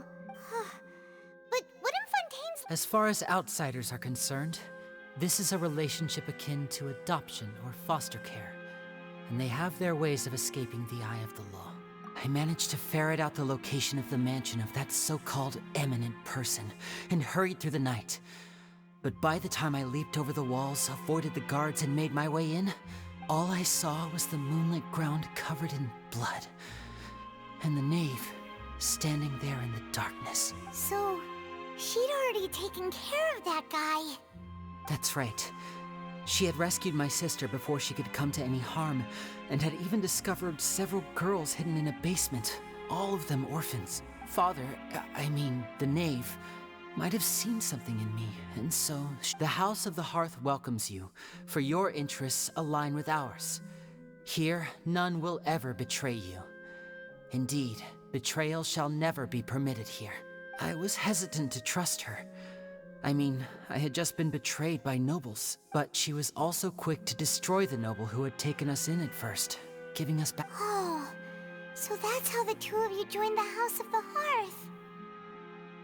She has her own plans. She has gained permission from the Sarita to first use the Gnosis' power once she obtains it. She plans to use it to find a way to break the prophecy and save Fontaine. So, she believes in that prophecy too? That's right. The whole House of the Hearth is currently working to combat that crisis. Today's case has also proven that people from Fontaine can indeed dissolve into some sort of water, thus further supporting the prophecy. All of us house members here, Lady Arlecchino herself included, are from Fontaine. We won't give up on defending our homeland. To us orphans, the only connection we have left to this world, apart from our family, is our homeland.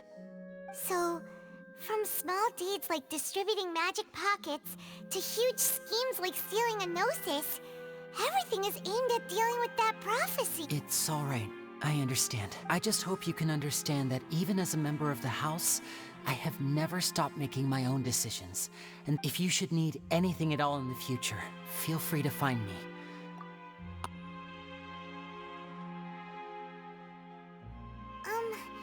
Bye, Linny!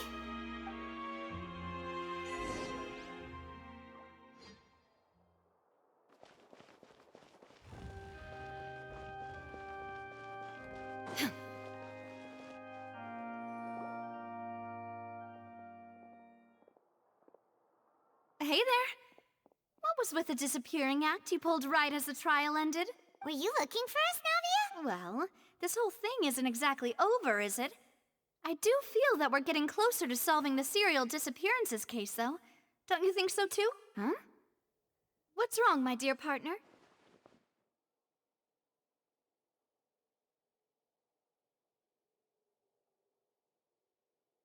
Besides, are you sure we're the ones who can crack a case that's been cold for decades now? And given that there's new evidence from the trial, there should be a trail of breadcrumbs for the Hydro Archon's people to follow now. Ah, I see. I'm sorry.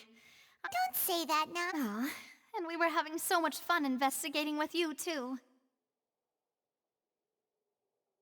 It was like having new waters flowing into a stagnant mire. Sorry about that. Wait, shall we have a farewell meal? Huh? Well, anyway, it would just be a meal, so it shouldn't take up too much of your time. You don't have to... Oh, wonderful. All right, then.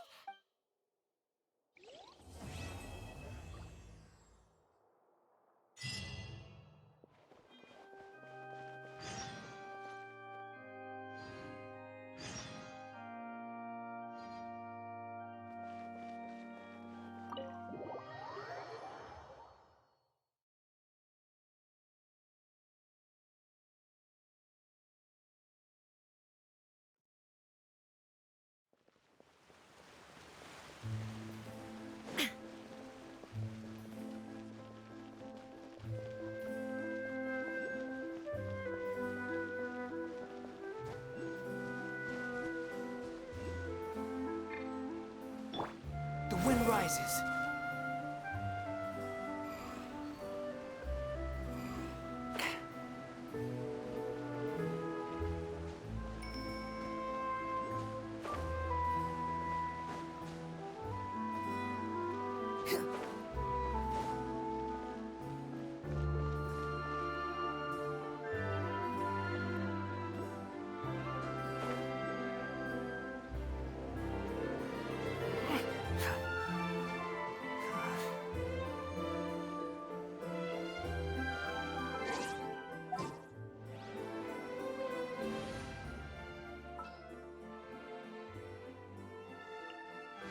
Understood.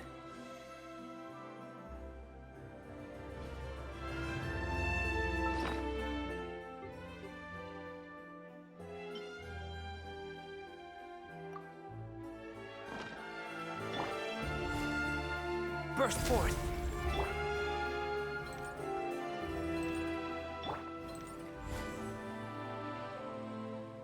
Come into being.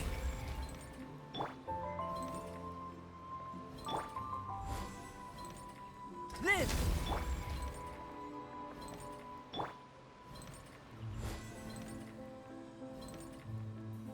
Burst forth! Squall and fury!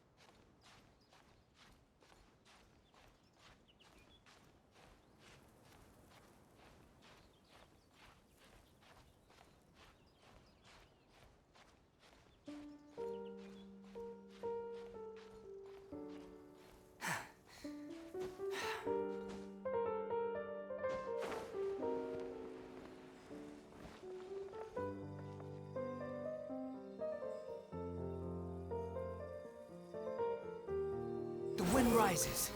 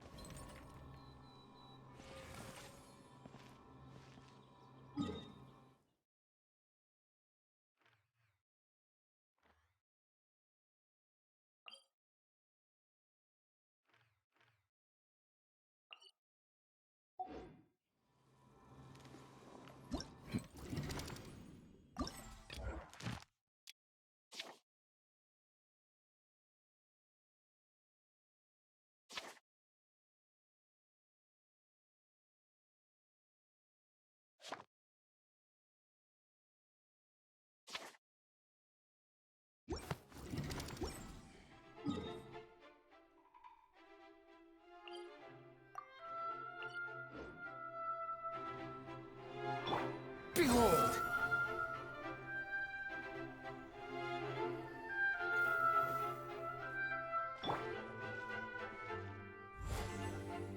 Live!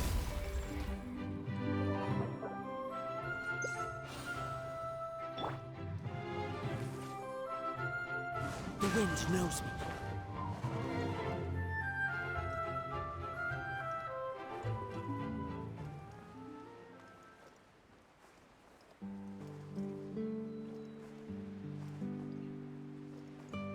Yeah.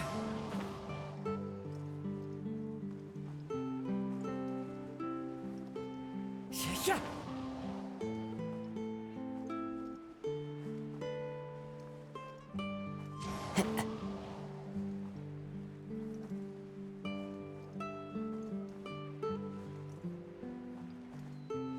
I follow the wind.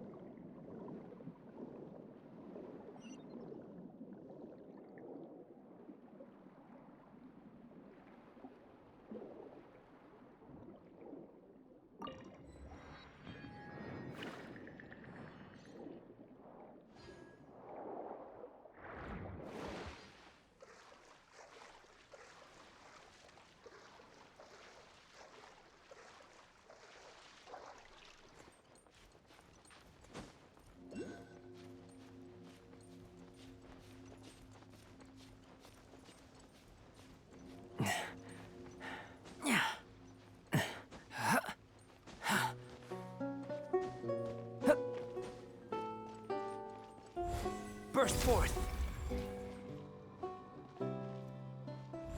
Come into being. Squall and fury.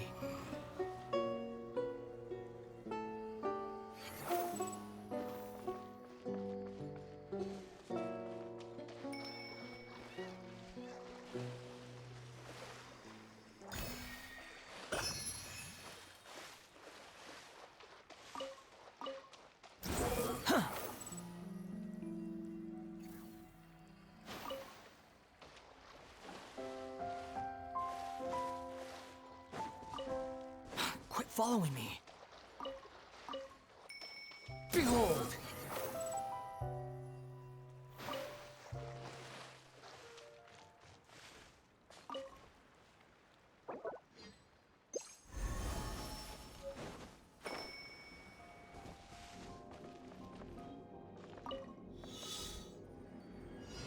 The wind rises upon the gale.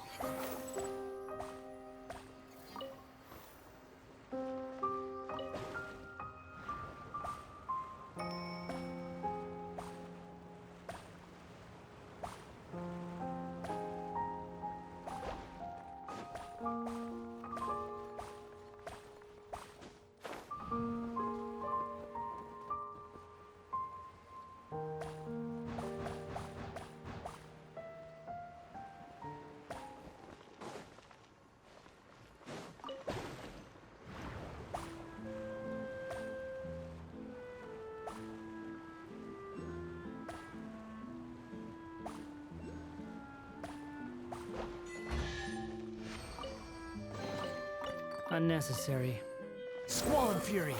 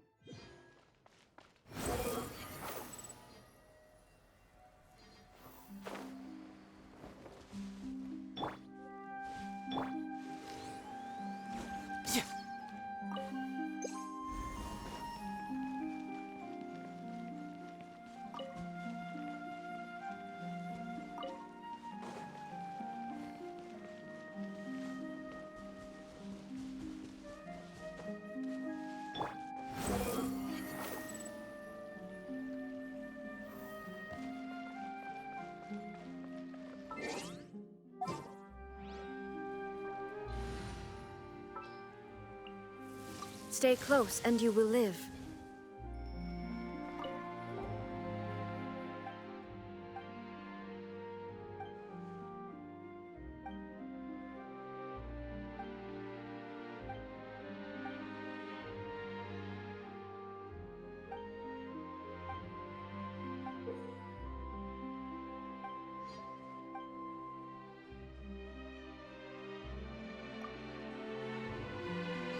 More data samples.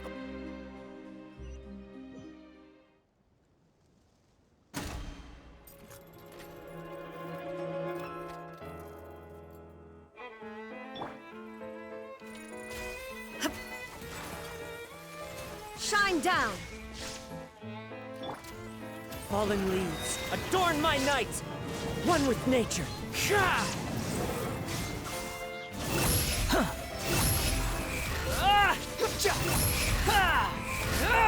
Bow your head! Yeah.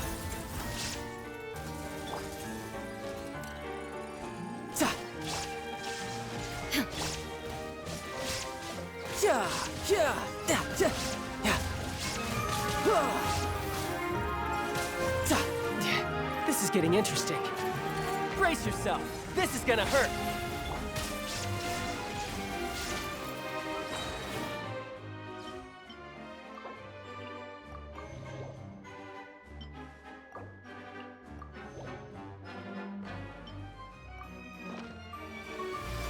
Inazuma shines eternal!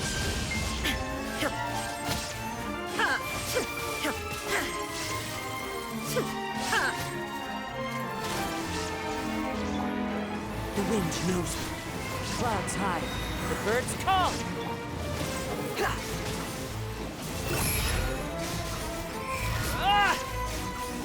Ah!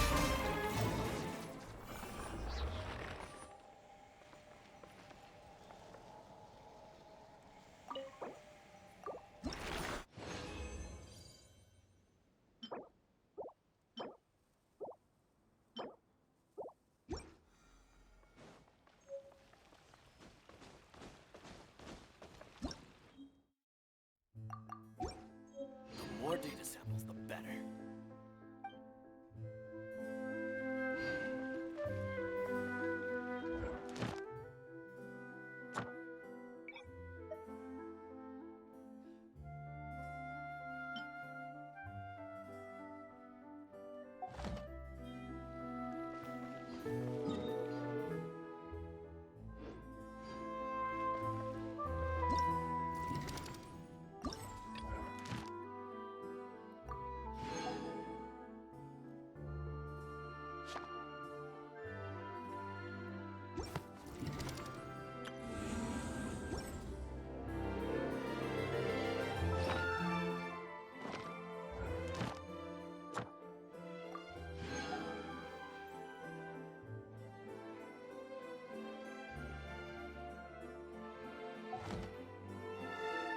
There's no need to exchange.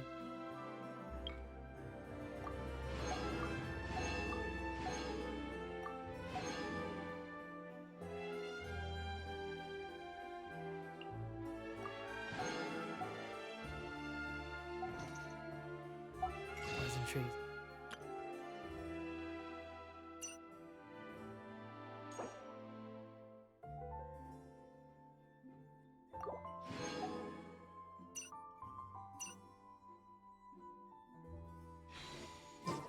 It's rather pathetic to...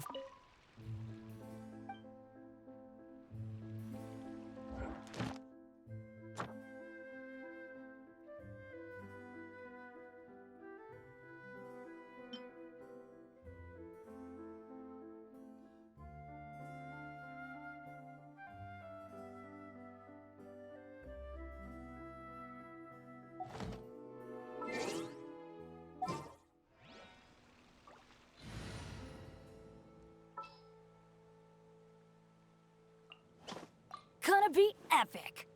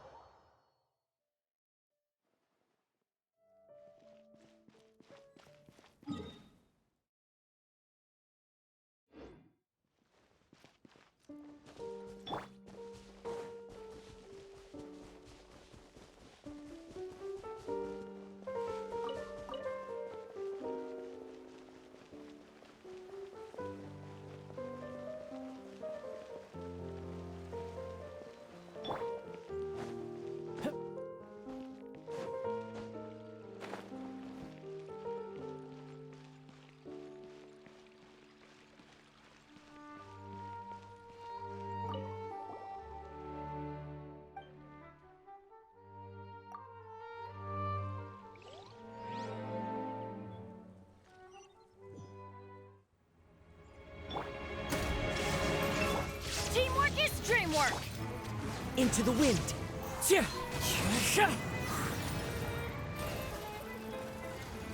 Time to go! Illusion shattered! The wind knows me.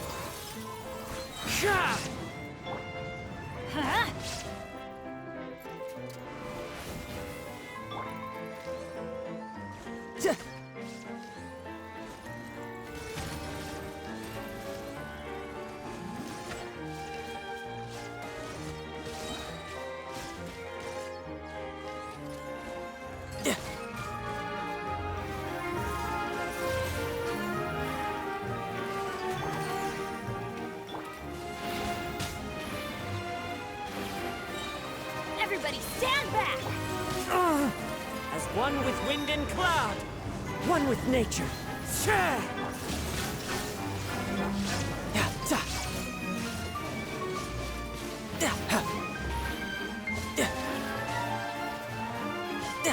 Shouldn't let your guard down.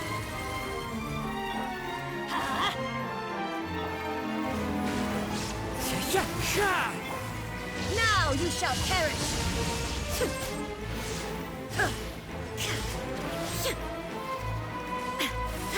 There is no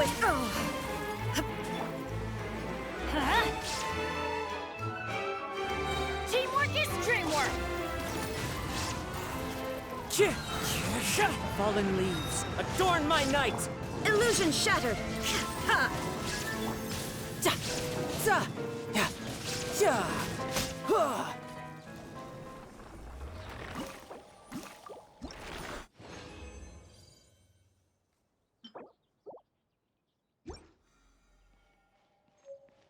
No time to lose.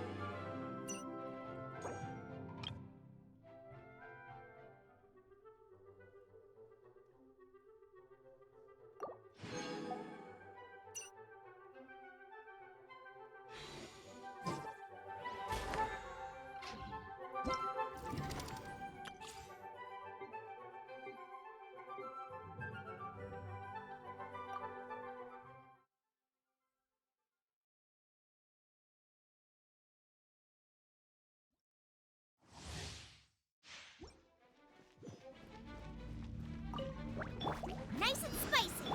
No, my sword! Huh? Witness the power of Gugwa! By royal decree, be amazed!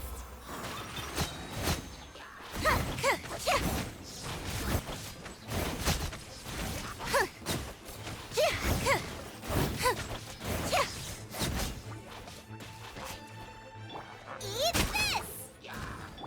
Shadow Raven, let me weave you a verse. Rain outlines your fate. Cue the spotlight!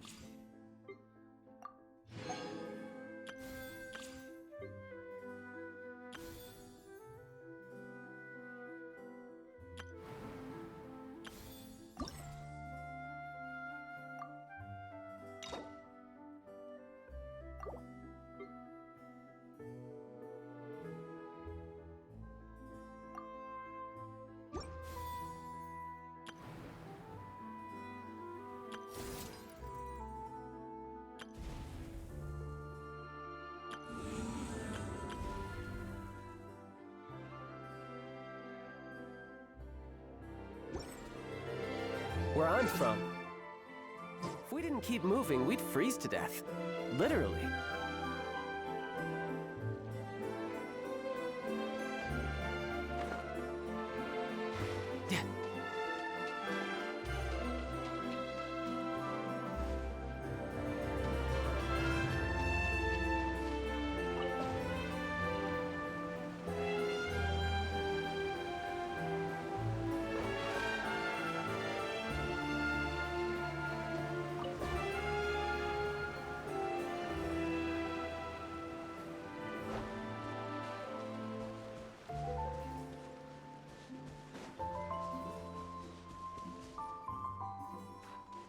No time to lose.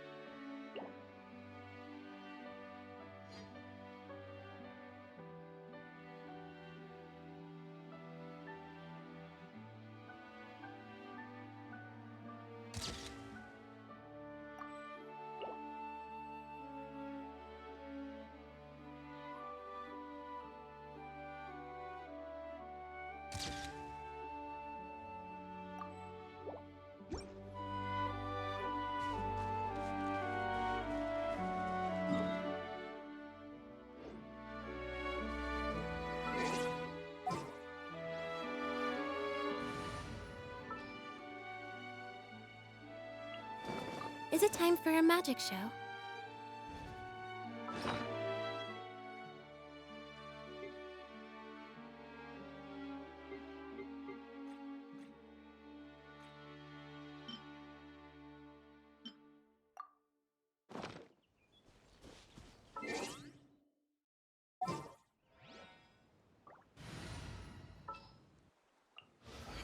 Are you sure it has to be? Over here! The wind rises.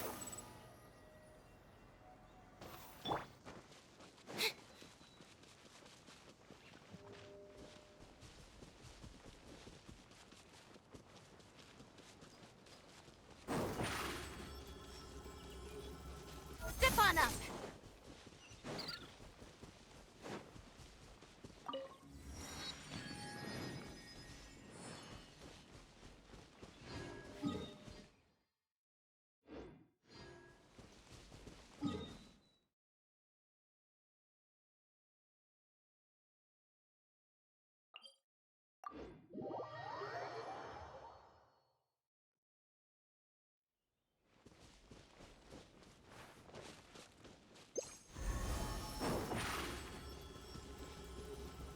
Over here! Squall Fury.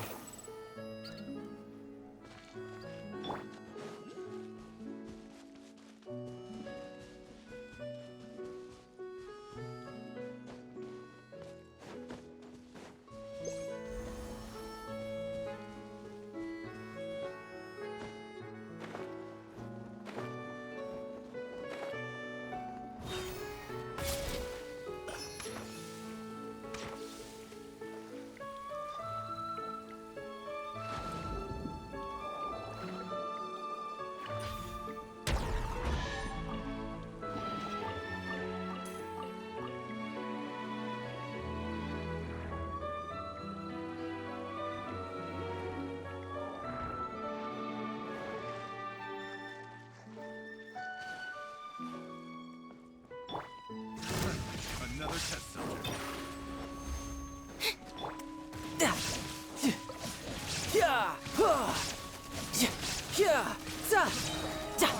Brace yourself. This is gonna hurt. Inazuma shines eternal!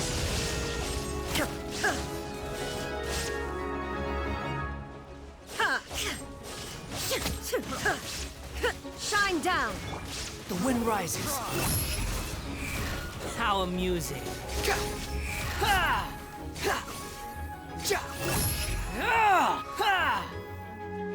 Illusion shattered!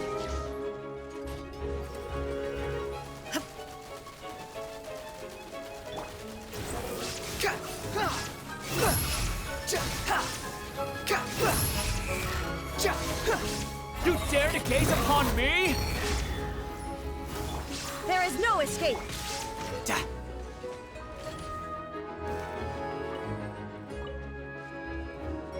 No time to lose.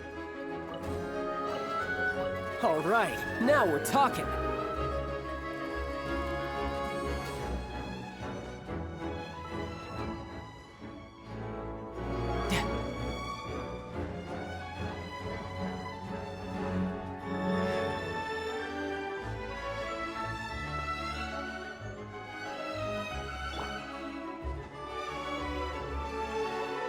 Squall Fury.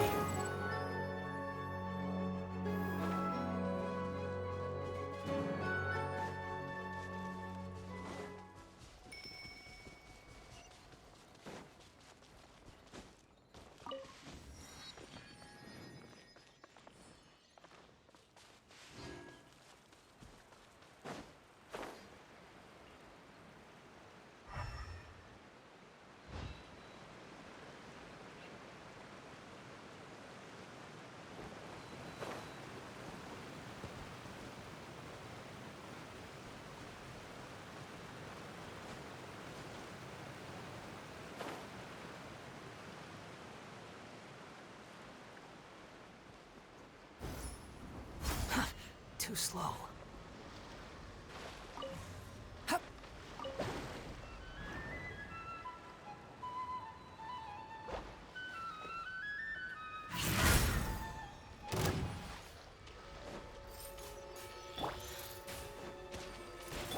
Shine down!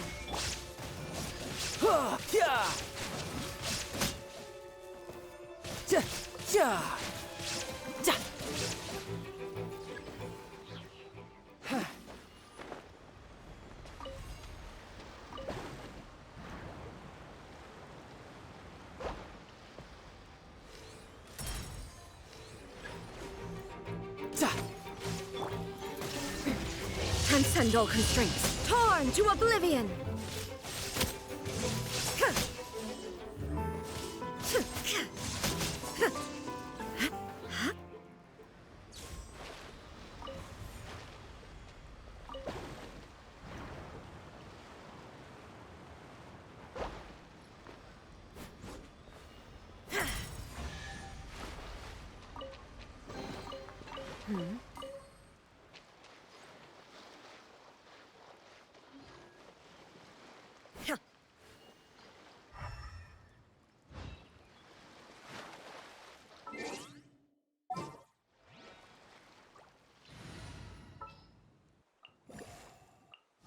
Kamisato Ayaka, present.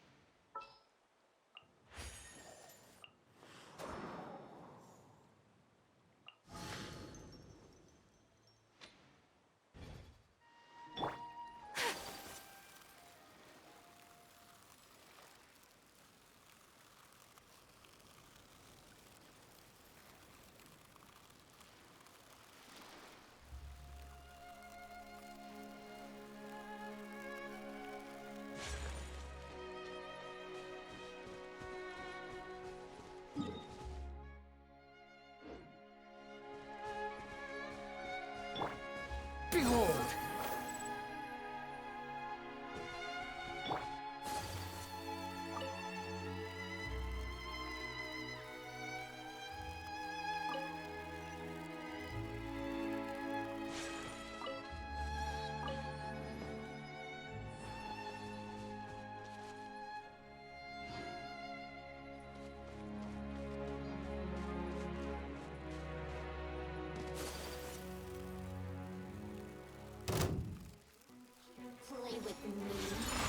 So rude!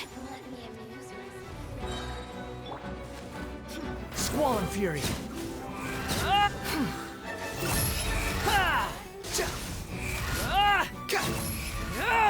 Bow your head!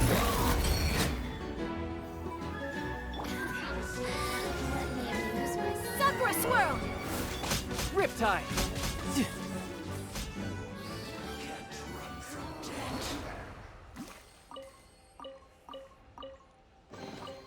Not bad. Not bad at all.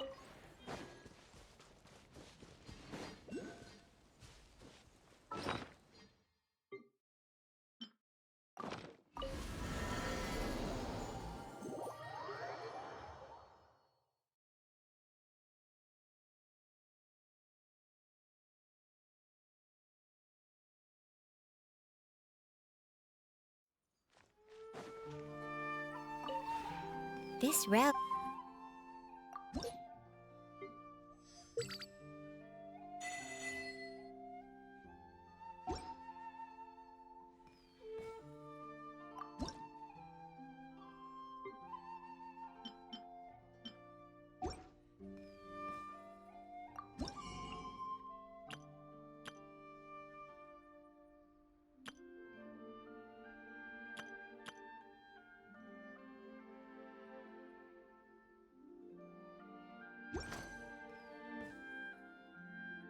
If you ever...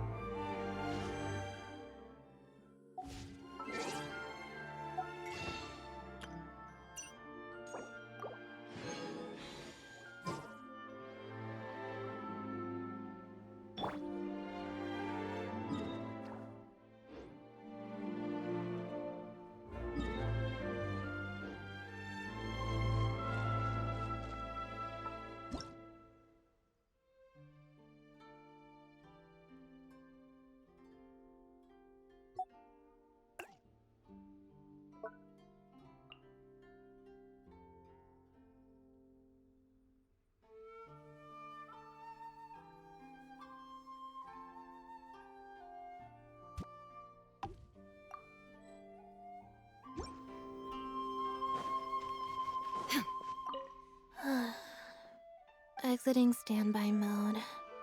Sorry, as long as you let your though, according to normal standards, the environment here is quite pleasant indeed. It is well suited to spacing out. By my standards.